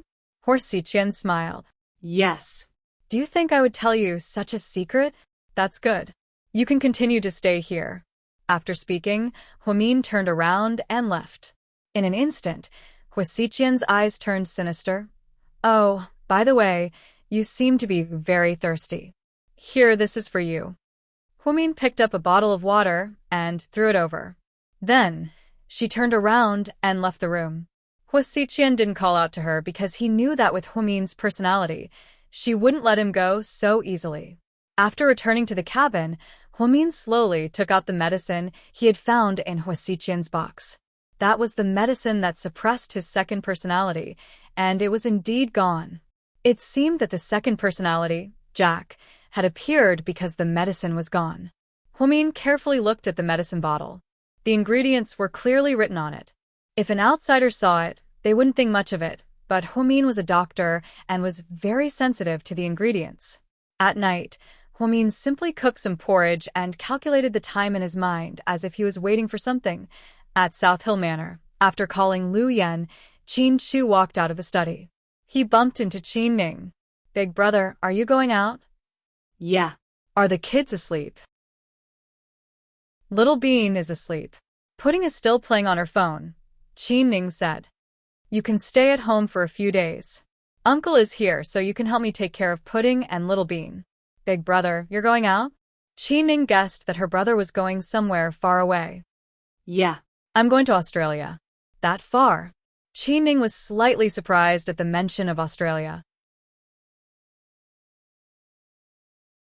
Chapter 30, 105. MHM. When will you be back? I don't know yet. Qin Ning. Don't worry about me. I'll be fine. Qin Chu patted Qin Ning's head lovingly. Big brother, have you heard from my sister-in-law? Yes. Qin Chu nodded. Are you sure you want to go alone? I don't want you to face Huaxiqian alone. Qin Ning thought it would be another fierce battle between her brother and Huaxiqian. It's okay. Huaxiqian isn't that scary. I'll ask Tang Chuan to go with you. I'll feel better if he helps you. Qin Ning picked up her cell phone and was about to call Tang Chuan. Ning, to be honest, this trip will be very dangerous. I didn't even ask Su Yu, let alone Tang Chuan. But don't worry, I have helpers abroad. Really? Isn't Rick going too? Isn't his family very powerful? They don't know if he's not going. After I leave, if anyone asks, just tell them. But Qin Ning wanted to say something, but Qin Chu didn't give her a chance.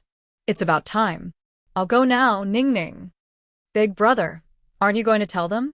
Help me tell them that when I come back, I'll definitely bring their mommy with me. Then Qin Chu hurried downstairs with a briefcase. The driver drove him to the airport. Qin Ning had mixed feelings. She knew how much her brother loved her sister-in-law. Perhaps no one in the world wanted to see her more than he did. On the top floor of a commercial building in a country in the Middle East, Sir, Mr. Nalo is here. Ian's subordinate reported carefully. My brother is here. Ian raised his finger and put it to his lips with a faint smile. Then, a tall blonde man in a black shirt walked in. His aura was very similar to Ian's, but his eyes weren't as gloomy and strange. Ian, where did Huaxiqian go? Kid, aren't you going to call me big brother? Ian laughed. Cut the crap. Where did you take him? What are you talking about? Why did you say that I did it? I'm looking for him too. You should know that. Cut the crap. If it weren't for you pressuring him, why would he be like this? I just can't stand it. You can't catch the professor and his daughter, so you put your attention on him. In fact, the professor's other daughter disappeared in the country many years ago, and the professor himself didn't look for her. Are you sure you want to look for the legendary professor's eldest daughter? Brother, you're wrong. Not only am I going to look for her, I think I already know who she is. You mean you found it? Nalo narrowed his eyes slightly at his brother. Yes, I think that person must be her. Then where is she now? Nalo didn't seem to believe Ian's words. Unfortunately, that woman was taken away by Huaxiqian. They disappeared together. Ian wasn't stupid. On the contrary, he was very smart and cunning. Hua Xiqian had repeatedly begged Ian to extend the deadline, but in the end, he mysteriously disappeared. He didn't believe that Hua Xiqian had jumped off a cliff to commit suicide. Therefore, there was only one possibility. It was very likely that Hua Xiqian's beloved woman was the long-lost eldest daughter of the professor he was looking for. Of course, he wouldn't know until he caught the woman and did a DNA comparison. So, where is Hua Xiqian now? Nalo seemed to want to know about him. Chapter 30, 106. How would I know? If I knew, I wouldn't be waiting here. I would have caught him long ago. Didn't you go to China? Nalo stared into Ian's eyes, obviously not believing him. You're well informed. Ian sneered. Nalo didn't speak. He just stared at him. But since you know that I went to China, you should know that Liu Yan bombed my plane. I almost didn't make it back, okay? Aren't you still alive? You're standing here alive. Nalo's face was expressionless. Okay, my brother. Your words are always so unique, and your face is always so calm. Ian smiled. Seeing that Nalo didn't speak, Ian continued, if you're here to find out where that guy is, then unfortunately, I don't know where he is. I've been playing cat and mouse with Liu Yan and haven't had time to catch him. How about this? Since you're free these days, you can go and find out where he is. If you find him, you can have Hua Xiqian, and I can have his sweetheart. What do you think? Do you think it's possible? If I find him, do you think I'll give him to you? Nalo sneered. Then we'll have to rely on our own abilities. Ian spread his hands, looking helpless and benevolent. Nalo turned to leave. Hey, my brother. I advise you to give up on that guy. I think a woman is more suitable for you. That thing is hard to deal with. Shut up. Fuck you. One more word, and I'll tear your mouth off. Nalo turned his head abruptly and cursed at Ian. Surprisingly, Ian wasn't angry. He just smiled. Then, Nalo left the building with his subordinates. After Nalo left, one of Ian's subordinates approached him cautiously. Sir, should we follow Mr. Nalo? Why? Ian glanced at his subordinate from the corner of his eyes. Mr. Nalo was so disrespectful to you. I was wondering if we should follow him and find a chance.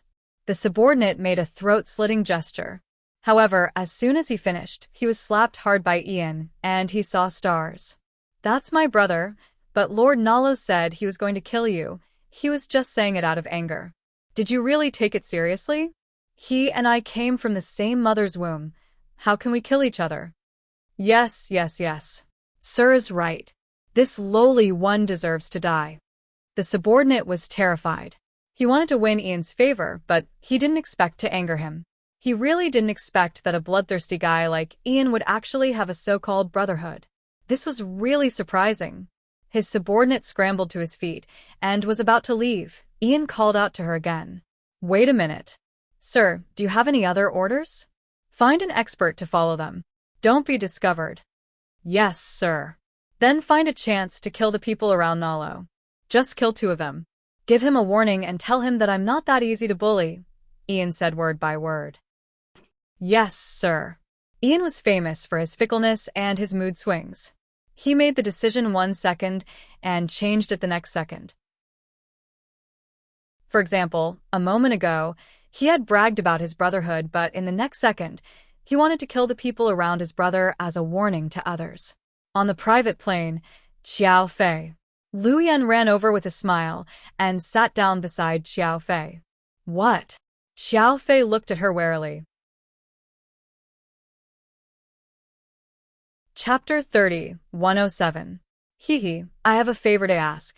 Liu Yan continued to smile. No. Fuck, I haven't even said what it is, and you're already rejecting me. How can you do this? Liu Yan exploded. You don't have to say it.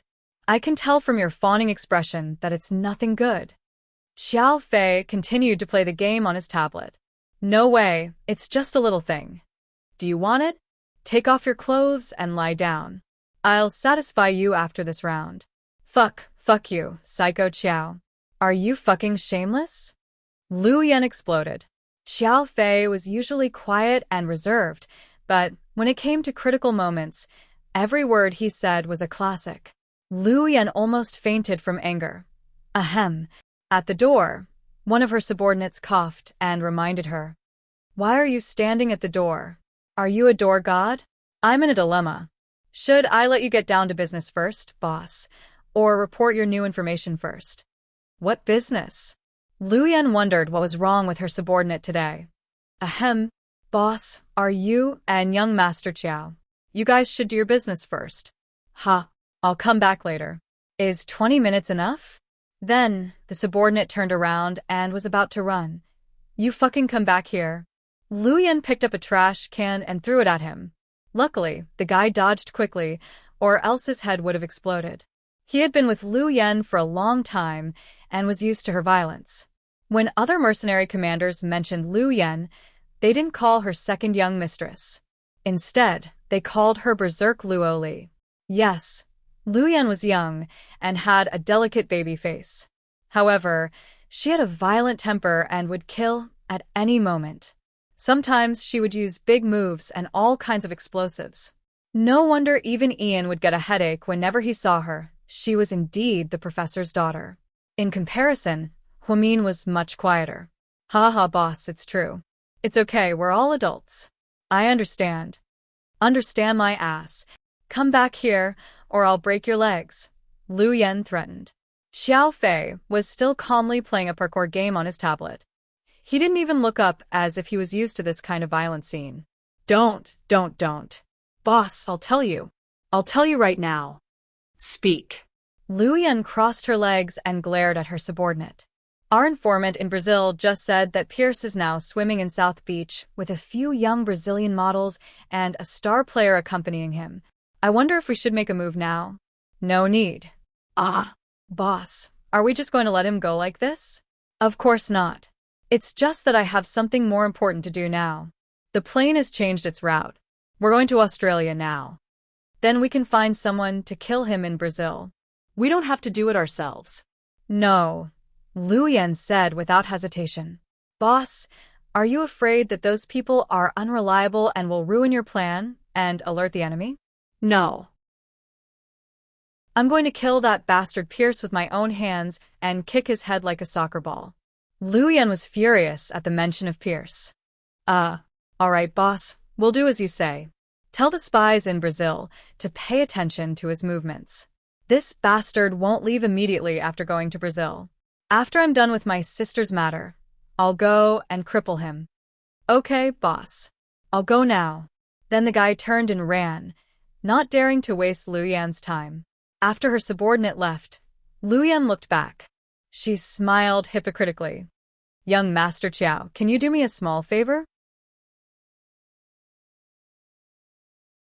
Chapter 30, 108. No. Xiao Fei still refused mercilessly.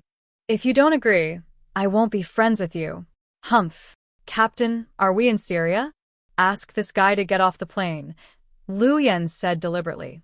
Hearing this, Xiao Fei put down the tablet on the table. Hey, my lady, are you kidding me? If I don't agree, you'll turn on me. Are you a female bandit? No, I'm a bandit one level higher than a bandit. Thank you. Lu Yan smiled shamelessly. Xiao Fei, do you love me or not? Xiao Fei, if I say I love you, you'll take advantage of me. If I say I don't love you, you'll ask me to get off the plane. So, do I love you or not? Xiao Fei was dumbfounded. Haha, are you fucking funny? I'm dying of laughter. I haven't seen you in such a good mood in a long time. It seems you're determined to rescue Sister Mian this time. Xiao Fei knew that Lu Yan must know that she could save Mian if she laughed so heartlessly. That's right. I'll see my sister soon. I don't want her to go home yet. Where are we going? Xiao Fei was puzzled. To my place. My sister rarely comes out. I want to treat her to a meal of cobra meat to satisfy my craving. Xiao Fei, Sister Mian is so quiet. Don't scare her, okay? Anyway, I want to treat my sister well. Let's rescue her first. We don't know which island she's hiding on. Xiao Fei sighed slightly. As long as she's in Australia, it'll be easy. In Australia, I have connections with both the government and the mafia. I have friends in both. Lu Yan was very confident. Then she sat down beside Xiao Fei and hugged his arm coquettishly. Xiao Fei, don't you want to do me a little favor? Just one. Xiao Fei lowered his head and glanced at the view under Lu Yan's collar. If you want to seduce me, I'll think about it. Damn it. You're trying to take advantage of me again. Lu Yan immediately knocked his head. Okay, stop messing around. What do you want me to do? Tell me. Xiao Fei finally gave in to Lu Yan. Ha, so you agree? Cut the crap. Xiao Fei didn't want to waste any more time with her. It's like this. Ha, I'll go first. Don't get too excited after I finish. I know it's not a good thing from your foreshadowing. Xiao Fei glanced at Lu Yan. Hee. I'll tell you what happened. Then Lu Yan told him about the incident. No, I won't do it. Xiao Fei's face darkened. Oh, just this once, okay? Lu Yan continued to act cute. I'm not doing it. It's too embarrassing. Xiao Fei shook his head. What are you afraid of? This isn't Russia. Not many people know you. Why don't you look for someone else? Why me? Xiao Fei wondered. Because you're the most good-looking among us. Are you kidding me? I'm not as good-looking as you. Why don't you do it yourself? Xiao Fei said angrily. But that old guy doesn't like women. He's always lusted after men. So you're willing to give your man away? Just as bait. I'm not really giving him away, Lu Yan said. Are you really willing to do that? Xiao Fei looked angry. I can't catch the wolf without risking the child. Lu Yan looked innocent. Chapter 30, 109. Aren't you afraid that the baby will die before you can trap the wolf? Pooh. Don't say such ominous things. You won't. I have faith in you, Psycho Qiao. You're quite handsome. Xiao Fei. Come on, Psycho Qiao. Just this once? Lu Yan kept flirting with him. Lu Yan's subordinates stood outside the cabin door. What's going on inside? Our boss is flirting with young Master Qiao? Someone asked. Does the boss still want to eat wontons? Xiao Fei won't give her a bag? Of course not. I heard it for a while, and it seems like the boss wants young Master Qiao to seduce an old guy. So scary? Yeah. It must be related to the boss's sister. This old psycho is a big shot in Australia and is in charge of investigating all the islands. I see. Poor young Master Qiao. The boss is willing to let him go? I think the boss is just stalling for time. She doesn't really want young Master Qiao to seduce the old guy. Okay. Small shrimps like us don't understand the world of the masters. South Hill Manor. Qin Shu took the last flight out of Sea City and transferred to Australia to save Hermine. He had no time to waste. Late at night, Qin Ning felt hot and couldn't sleep. She went downstairs for a cup of coffee and chatted with Tang Chuan on WeChat. Baby Ning, why aren't you asleep? I can't sleep. Hee, are you thinking of this young master? You're shameless again. But I miss you so much. When will you move back? Did I promise you I would move back? You can't do this to me. I felt the warmth of the world while you lived here. Don't be ridiculous. I'm not the virtuous type. I can't mop the floor, wash the clothes, or cook. The most I can do is make you instant noodles. Qin Ning chuckled. Even if it's just instant noodles, it's still delicious. You're such a smooth talker. To be honest, come back quickly. Don't move away. We can live together. Are you trying to take advantage of me again? Of course I'm taking advantage of you. I'm not Lu Xiaohui. Besides, normal men would have some improper thoughts when they see the woman they love. If you continue to torture me like this, I'll suffocate to death. Then I'll suffocate to death. If I suffocate to death, you'll become a widow. Don't talk nonsense. As soon as Qin Ning replied, she heard footsteps coming down the stairs. She quickly put down her phone and looked up. It was Pudding. Pudding, what time is it? Why aren't you sleeping? Qin Ning was surprised. Auntie, where's my daddy? Your daddy? Qin Ning didn't have the heart to say it. Her brother had just been discharged from the hospital, but he had left in the middle of the night. Would the child feel very disappointed and insecure? I just went to his room and found that there was no one. The room was very clean. Even his phone and razor were gone. Where did my daddy go? Did you go somewhere far away? Pudding calmly asked a lot of questions. Ning had to admit that the child was very attentive. She noticed all these details. Yeah. Pudding, come here. Annie wants to talk to you. Ning waved her hand and called Pudding over. Pudding was wearing a white cotton nightgown. Her long hair hung down. Although she was young, she was already stunningly beautiful. Your daddy did go somewhere far away. He told you not to worry. When he comes back, he'll take your mommy with him. I knew daddy went to save mommy. Why aren't you sleeping? What time is it? I asked handsome Sue to video chat. You asked Sue to video chat? What time is it? I have something to talk to him about, Pudding said seriously. Just then, Pudding's phone rang. It was a video chat invitation from Suyu. Chapter 30, 110. Auntie, I'm going to take this call. Pudding walked upstairs with her phone in her hand. Kid, you're being so mysterious behind my back. Ning chuckled and continued texting Tang Chuan. Pudding walked to the second-floor hallway and sat on the balcony, looking out at the night sky. South Hill Manor was designed by Qin Chu with great care. Although it was a castle-like house, it wasn't scary at all. Instead, it looked like a fairy tale.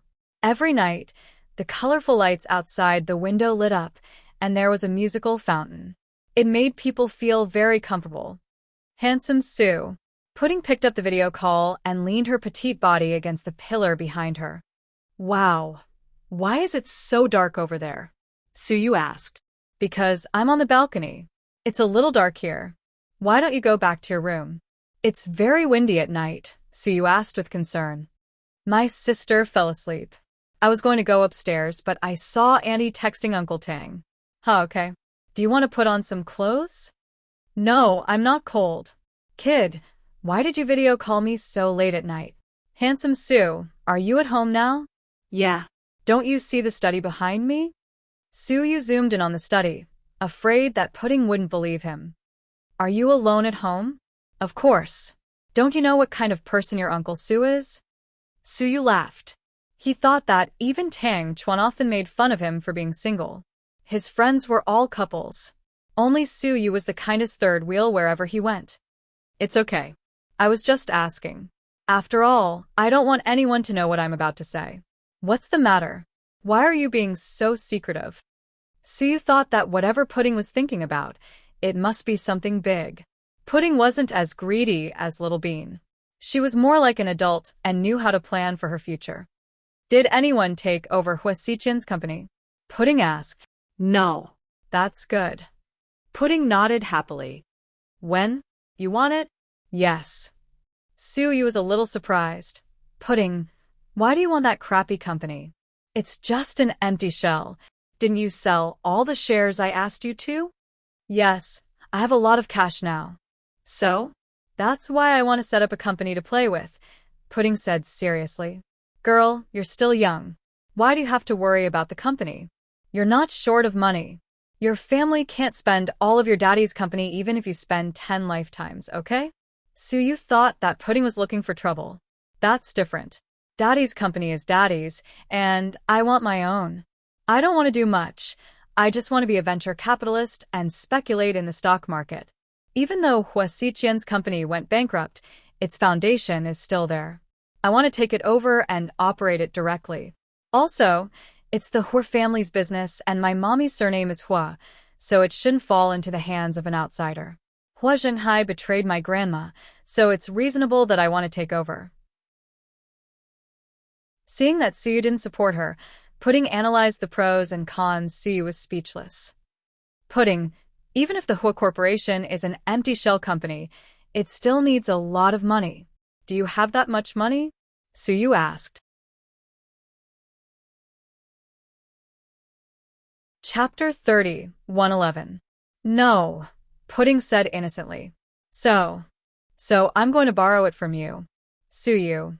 Handsome Sue, you won't refuse to lend it to me, right? Pudding blinked her big, adorable eyes. No. I'll definitely lend it to you. Okay. So, I need you to give me the preliminary data. Okay. I'll ask the company to make a detailed report for you. But Sue, you hesitated. But what? Although the Hua Corporation is a mess, there are still many profiteers eyeing it. I believe in Handsome Sue's ability. It won't be hard for you to help me take over the Hua Corporation. Pudding was very confident. That's true. But as for the legal name of the company, who do you plan to use? After all, you're too young to use your daddy's or mommy's names. It'll be too eye-catching and will be on the news. I know. I've thought about it. I'll use my grandma's name. Suyu. Not many people are familiar with my grandma's name. Besides, Hua Zhenghai owed my grandma back then. Okay. You win. Suyu was surprised that a child could be so thoughtful. In that case, it'll be easy. I'll give you the data tomorrow and contact the company to help you take over the company as soon as possible. Okay. Pudding nodded.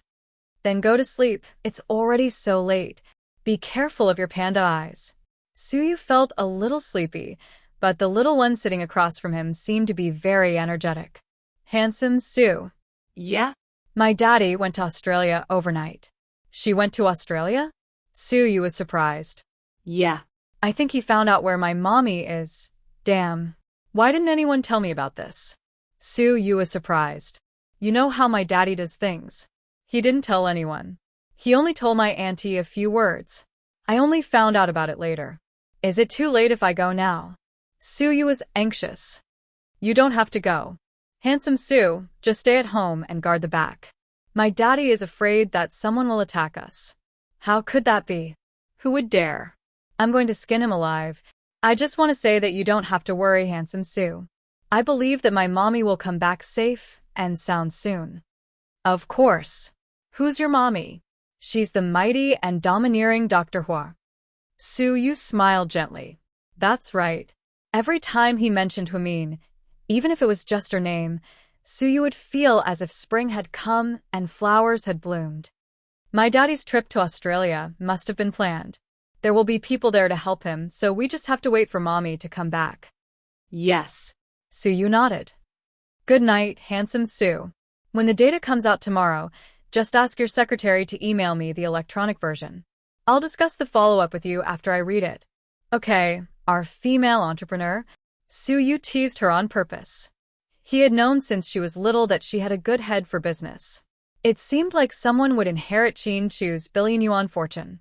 Suyu suddenly envied Qin Chu, who had a daughter and could do anything. He even secretly fantasized about when he would have a child of his own. It would be best if it was a daughter. Yes, he also liked girls. On the deserted island, when it was about time, Huamin went to the basement again. Little Sister Mian, why do you keep going back and forth like this? Hua Xiqian smiled. Don't you feel uncomfortable? Huamin tilted his head and asked, What do you mean? He frowned slightly. What do you think, Jack? Did you enjoy pretending to be Hua Xiqian? Huamin smiled faintly. Chapter 30, 112. Little Sister Mian, what do you mean? Jack continued to pretend. You think you can fool me just because you're good at pretending? You want me to let you go? Jack, do you think I'm an idiot? Haha, not bad. Huamin, it seems like I underestimated you. Jack sneered and slowly stood up. The chains on his body also made clanking noises. In this basement, it was unusually frightening. You think you did it perfectly? Yeah, I think I imitated him very well. I didn't expect you to see through me. Take a look at this. Huamin took out an empty medicine bottle. Jack frowned slightly. I'm a doctor. I know better than you what this medicine is for. Jack didn't speak. If Hua Xiqian didn't run out of medicine, you wouldn't have taken the opportunity to come out, right? How dare you continue to pretend to be Hua Xiqian in front of me? Don't you think it's funny? Fine, woman, you're good. You even saw through me. What do you want? I want to leave this place, Huamin said. Haha, easy. I told you, let me go first. Then I'll call my subordinates and let us go together. Isn't that good? Don't lie to me. If I let you go, I'd be dead. Would I still be here talking to you? Jack, let's not talk nonsense. I can't let you go. Humin already knew how dangerous Jack was and wouldn't listen to his slanderous words. In the past few days, he had cursed Humin with all kinds of nasty words. Jack hated Humin very much. He wasn't Huixiqian and wouldn't show mercy to a woman. If you don't let me go, how are you going to leave this place? Isn't that a dream? Jack smiled. I want you to tell me when Huixiqian's men will arrive. You want to use his men to leave? Yes. That's impossible. They won't let you go. They only take orders from Huixiqian, which is me. Jack was overjoyed. You don't have to worry about that. I have my ways. Just answer my questions. Why should I answer your question? Who do you think you are? She's just a self-righteous, arrogant bitch. Jack looked at Humin fiercely, as if he wanted to kill her. You're not going to tell me? Very good. Then don't blame me for being rude. After speaking, Humin slowly sat down across from Jack. Then, he took out a very small box from behind him. What's that? Jack had a bad feeling. What a coincidence. Although the birds don't lay eggs and the rabbits don't poop on this deserted island, there are actually many strange snakes, rats, and insects. This little centipede is so beautiful. Its whole body is blood red. If it bites you, it will be very interesting. After hearing Humin's words, Jack's expression changed drastically. Don't worry, it won't kill you. At most, it'll make you wish you were dead. This little guy's poison is very strong. If it bites you, your body will slowly fester. But it won't let you die so quickly. When every inch of your skin rots, you'll die in pain like a mummy. Bitch, you're so vicious. Jack cursed at Humin. Vicious? Oh no. Compared to you cold-blooded murderers, I'm very nice. I'm not a saint, but I only deal with bad people. You and Huixiqian, on the other hand, will do anything for your own benefit. People like you should have received retribution a long time ago. If I die, Huixiqian will die too. Jack reminded Humin. Do you think I'll go easy on him? Humin sneered. Chapter 30:113. Humin, don't you dare? Jack jumped up in anger as he pointed at Humin's nose and yelled at him. Why wouldn't I dare? There's only the two of us here, and we don't even know where we are right now. Even if you die here, no one will find out. If Huixiqian's subordinates find out, they'll kill you too. I won't let them find out. Jack. Humin slowly opened the box and looked at the little thing inside with a smile on his face. Little baby, don't be afraid. Go. Take good care of that man. Don't let him be bored in the basement alone. Humin, you're too fucking evil. To think that Huixiqian treated you so well. Well, you tricked me into this place where birds don't lay eggs and rabbits don't shit. You made it so that I can't see my husband and child. If you think that's good, then I'd rather he didn't treat me so well. How can you be so heartless? Do you think that if it weren't for Huixiqian, the child in your stomach would still be alive? Don't you think it's strange that the child in your stomach would still be alive after jumping off such a high cliff? Jack yelled at Humin. Humin didn't say anything. This was indeed strange. When she jumped off the cliff, her center of gravity was severely imbalanced. The impact was so high, and the fetus was so fragile. Yet the fetus was still alive. Humin didn't think it made sense, however. Huixiqian didn't tell her anything afterward, so she thought that perhaps the child was really lucky. Now that she heard Jack's tone, it seemed like there was something fishy that she didn't know about. That's because the wedding dress that was tailor-made for you had a cushioning layer inside. It can cushion pressure. Huixiqian already knew that you were pregnant, but he still wanted to protect your child. Humin, are you really that heartless? He treated you like this. How can you bear to treat him like this? Jack seemed to know that Humin was soft-hearted, so he wanted to use Huixiqian's kindness to move Humin. To be honest, he treated me well, but he's him, you're you. Jack, don't forget you're not the same person. But we're using the same body. If you use the venomous centipede on me, he'll also suffer. Then don't blame me. There's no reason in this world. Just think of it as the law of the jungle. The strong prey on the weak. Anyway, if you don't die, I won't have a good life either. I wanted to let you live, but you didn't want to leave. Don't blame me. Let me live. Jack was puzzled. Thinking back carefully, when did Huamin say that he would let him live? Seeing that he was wavering, Huamin continued. I told you if you answer my questions properly, I'll still feed you well and ensure that you don't die. Jack. But it's fine if you don't want to tell me. Baby, go there and have a good meal. With that, Huamin placed the small box in front of Jack and was about to open it. Jack's expression changed drastically. No, I'll tell you. I'll tell you whatever you want to ask. At the last moment, Jack chickened out. This was within Huamin's expectations. Hearing this, Huamin carefully put away the box. Tell me, when will Hua Xiqian's men arrive? Within 24 hours, Jack said. What's the leader's name? Riley. I want to know his details. Riley is a white man with a high IQ. Hua Xiqian met him in Germany. Over the years, Hua Xiqian gave him a lot of money and weapons overseas. He has his own group of people in Germany. Someone like him specializes in transporting supplies. Huamin didn't believe it. He felt that Hua Xiqian was using a sledgehammer to crack a nut. Chapter 30, 114. Of course not. Riley is here to deliver the medicine to Hua Xiqian. I see. That's why you want me to let you go before they come to the island. Huamin finally understood why Jack was so irritable. Okay, I've said everything I need to say. Very good. Thank you. Huamin stood up with a smile.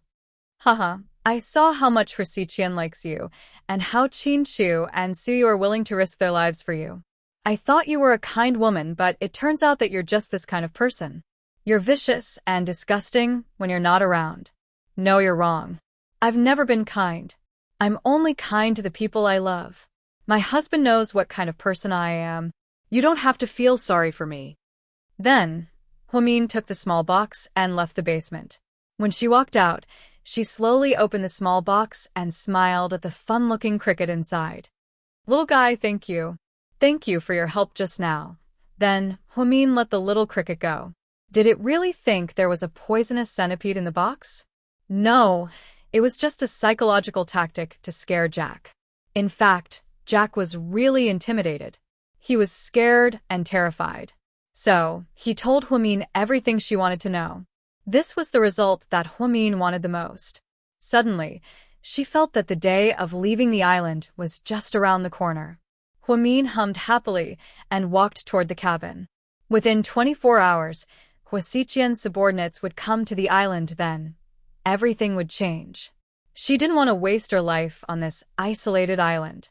Plus, she was pregnant with the fruit of her and Qin Chu's love. It was their second baby. She wondered how Pudding and Little Bean would feel when they saw the baby. His mother, Zhixin, Xiaowei, Lingling, and Ai Yang, Jia, Rick, Sisuao. Suddenly thinking of so many friends, Huamin felt warm in his heart. He no longer felt like he was in utter despair. This time, no matter what, he had to leave the island successfully. A glass bottle appeared in Huamin's hand out of nowhere. It was half filled with a transparent liquid. Everything is destined. This time no one can stop me from going home, no one. Huamin said in a low voice. In China, the Shun Group, President Shun, Madam. Oh no, Miss Wei is here. Let her in. After listening to the secretary's report, Shun Mingxi put down his work. Looking at Wei Ying, who was about to walk in, he felt a little nervous and excited. He had never felt this way before.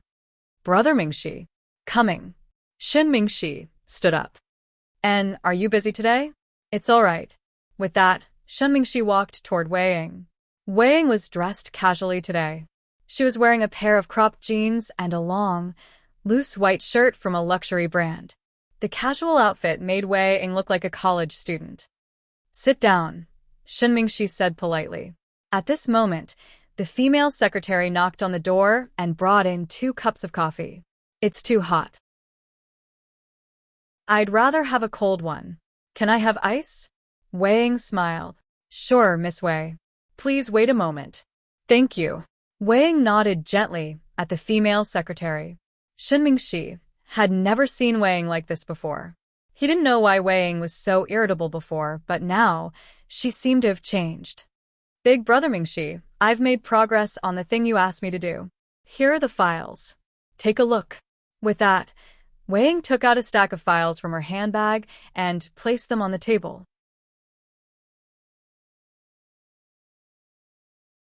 Chapter 31:15. Okay, let me take a look. Shen Mingxi sat down casually beside Wei Ying. He didn't try to keep his distance, so he was very close to her. Wei Ying smelled the familiar perfume on him.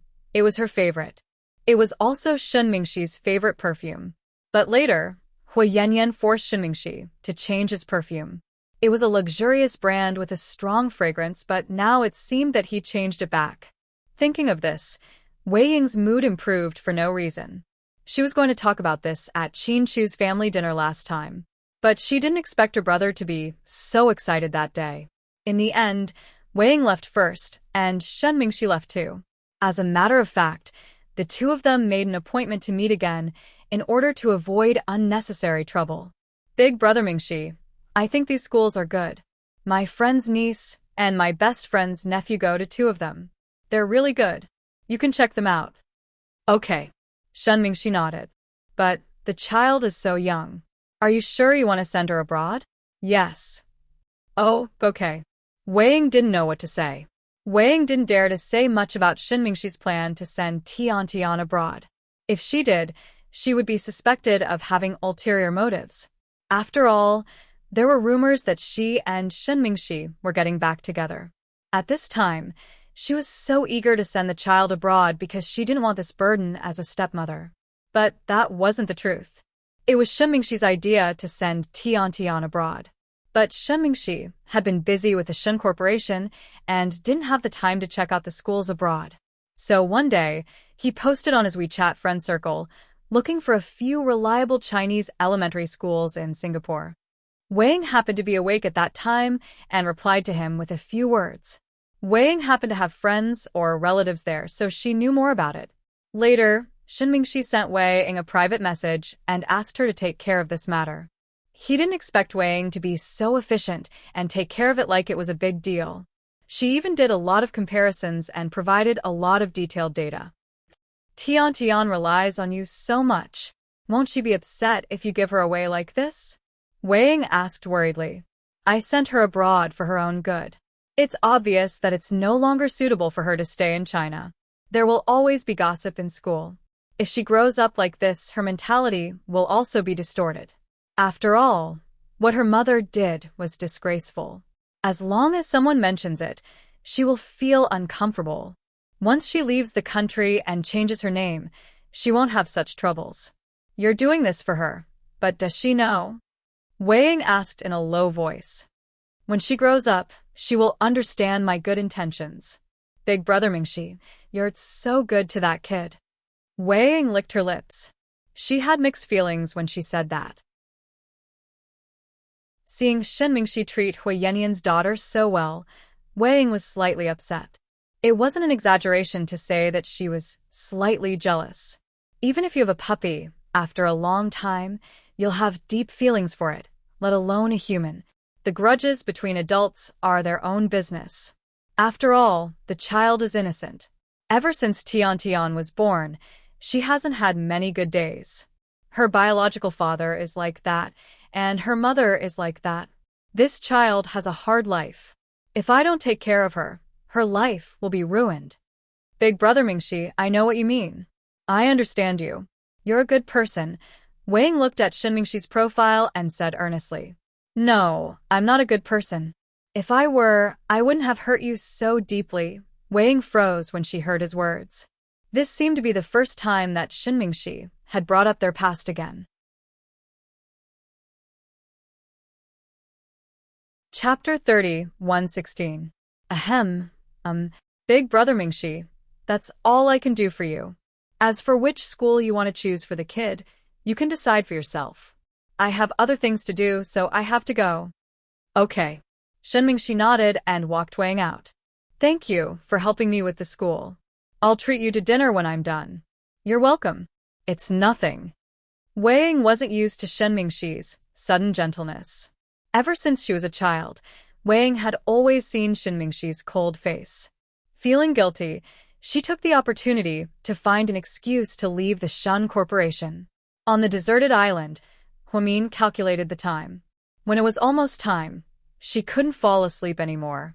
She got up and put on her clothes. She wandered around the beach, where boats could only approach.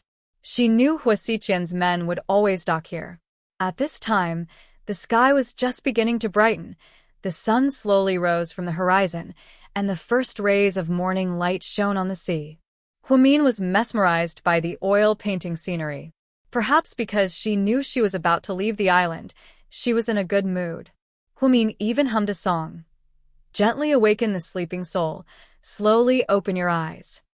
See if the busy world is still spinning lonely. The spring breeze is not romantic, blowing the young man's heart, drying the tears on his face with the wind. This was an old song, but it was also one of Huamin's favorite songs when she was in school. Every time she listened to the song, her heart would calm down. Most importantly, it was full of positive energy. When they were in high school, Qin Chu knew she liked it, so he went out of his way to buy her an authentic collector's album. As long as she was alive, there was hope in life, right? Not knowing how much time had passed, in the distance, they saw a white speedboat on the sea level heading towards them. Huamin couldn't suppress the excitement in her heart and stood up with a whoosh. She had already rehearsed how to deal with these people thousands of times in her mind. Sure enough, when the boat approached and docked at the shoal, a dozen tall men walked down in an instant. At the front of the group was a burly Caucasian man with brown hair. He was wearing a white Armani shirt and a pair of black sunglasses. There were more than a dozen men behind him, all of whom were foreigners. Huamin carefully walked over. Before he could get close, the group of people pointed their pistols at him from afar. Who are you? Stop right there. Her fluent English made Huamin stop 5 meters away. Are you Riley? Huamin looked at the leading man and gave him a friendly smile. Why are you here? Obviously, he knew Huamin's identity. It seems that my guess was right. Huamin did not answer his question directly. Instead, he muttered to himself. Where's the boss? Riley glanced around and didn't see Huasiqian, so he raised his guard. Are you asking about Huasiqian? Speaking of which, things are a bit complicated. Huamin also spoke to him in fluent English. Riley's expression changed slightly. He grabbed the pistol from his subordinate and strode up to Huamin. A black pistol was pressed against Huamin's head. Tell me, where's my boss? What did you do to him? Riley's eyes were extremely fierce. It seemed that he didn't have a good impression of Huamin. Don't worry, he's still alive. It's just that there's a little problem. Huamin was still calm and answered without a change in her expression. Chapter 30, 117. What is it? Riley asked. It's hard to explain in a short time. Let's walk and talk. Riley stared at Huamin, trying to figure out what trick she was playing. You'd better put down the gun. I don't like people pointing at my head. You know who I am. Since you know, you should know that I'm not your boss prisoner. He treats me much better than you do, Huamin said confidently. Hearing this, Riley slowly put down the gun. Boss, this woman is easy to play tricks. We have to be careful, a black man behind him reminded him. Don't worry. I'm just a woman. You have so many men with guns. Are you afraid of me? Huamin smiled. Don't play tricks. Otherwise, even if my boss likes you, I'll kill you. Riley coldly glanced at Huamin's face. Let's go. I'll take you to a place. On the way, I'll tell you what happened. With that, Huamin walked in the front, followed by Riley and his men. They walked toward the basement. Are you here to give him the medicine? Huamin asked Riley in a low voice. Riley obviously heard Huamin's words. His body shook. Don't look like that. I know his condition better than you. I saw it with my own eyes, Huamin said. What's wrong with my boss? He's not your boss now. He's a second personality. Then, Huamin told Riley what had happened. Riley's face darkened. I know you don't fully believe me, so I'll let you see it with your own eyes. Riley looked at Huamin in confusion. Only you can go into the basement. Don't worry, I can't hurt you. You can take your pistol down there. Because it's not big, I'm afraid that any movement will cause Jack to play tricks. So, follow me down and do as I say. Then, you'll know the truth. Boss, I'll go down. I'll replace you. A white man behind him seemed to care a lot about Riley. No need. I won't be scared by a woman. You guys wait here. I'll go down. Riley didn't seem to take Huamin seriously because he knew that Huamin didn't have any weapons or skills. She was just a weak woman. Huamin held the flashlight and pushed the door open again. Jack immediately stood up. Damned woman, what are you trying to do? Yes, Huamin had come in and out again and again, and he had completely lost his patience. Good morning, Jack. Did you sleep well last night? Huamin chuckled. Don't fucking play this game with me, bitch. Let me go. Are you regretting that you didn't strangle me to death? Huamin asked with a smile. Yes, if I knew that you were so difficult to deal with, I would have killed you back then. I shouldn't have been so lenient. You should really thank me. At that time, I made a mistake and allowed you to live until now. However, if I were given another chance, I would definitely tear you to pieces. Jack said fiercely. I'm so sad. If it were Huasiqian, he would never treat me like this. He wouldn't have the heart. Huamin deliberately emphasized. Only that idiot would like you. I'm not him. I won't be gentle with you. I swear, if you fall into my hands again, I'll make you die a horrible death. Bitch, bitch. After saying that, Jack struggled desperately a few times. He couldn't wait to strangle Huamin. He was like a mad beast. Huamin nodded with satisfaction and then shouted to the door. See, Mr. Riley? This person is definitely not your boss. You're tuning in to the Dreamy Chapters YouTube channel. We're so grateful for your support, and don't forget to subscribe to join us on this incredible journey through captivating stories. Your generosity through donations truly makes a world of difference, as it's the primary source of revenue that allows me to expand and enhance this channel for you. Thank you from the bottom of my heart for being a part of this adventure.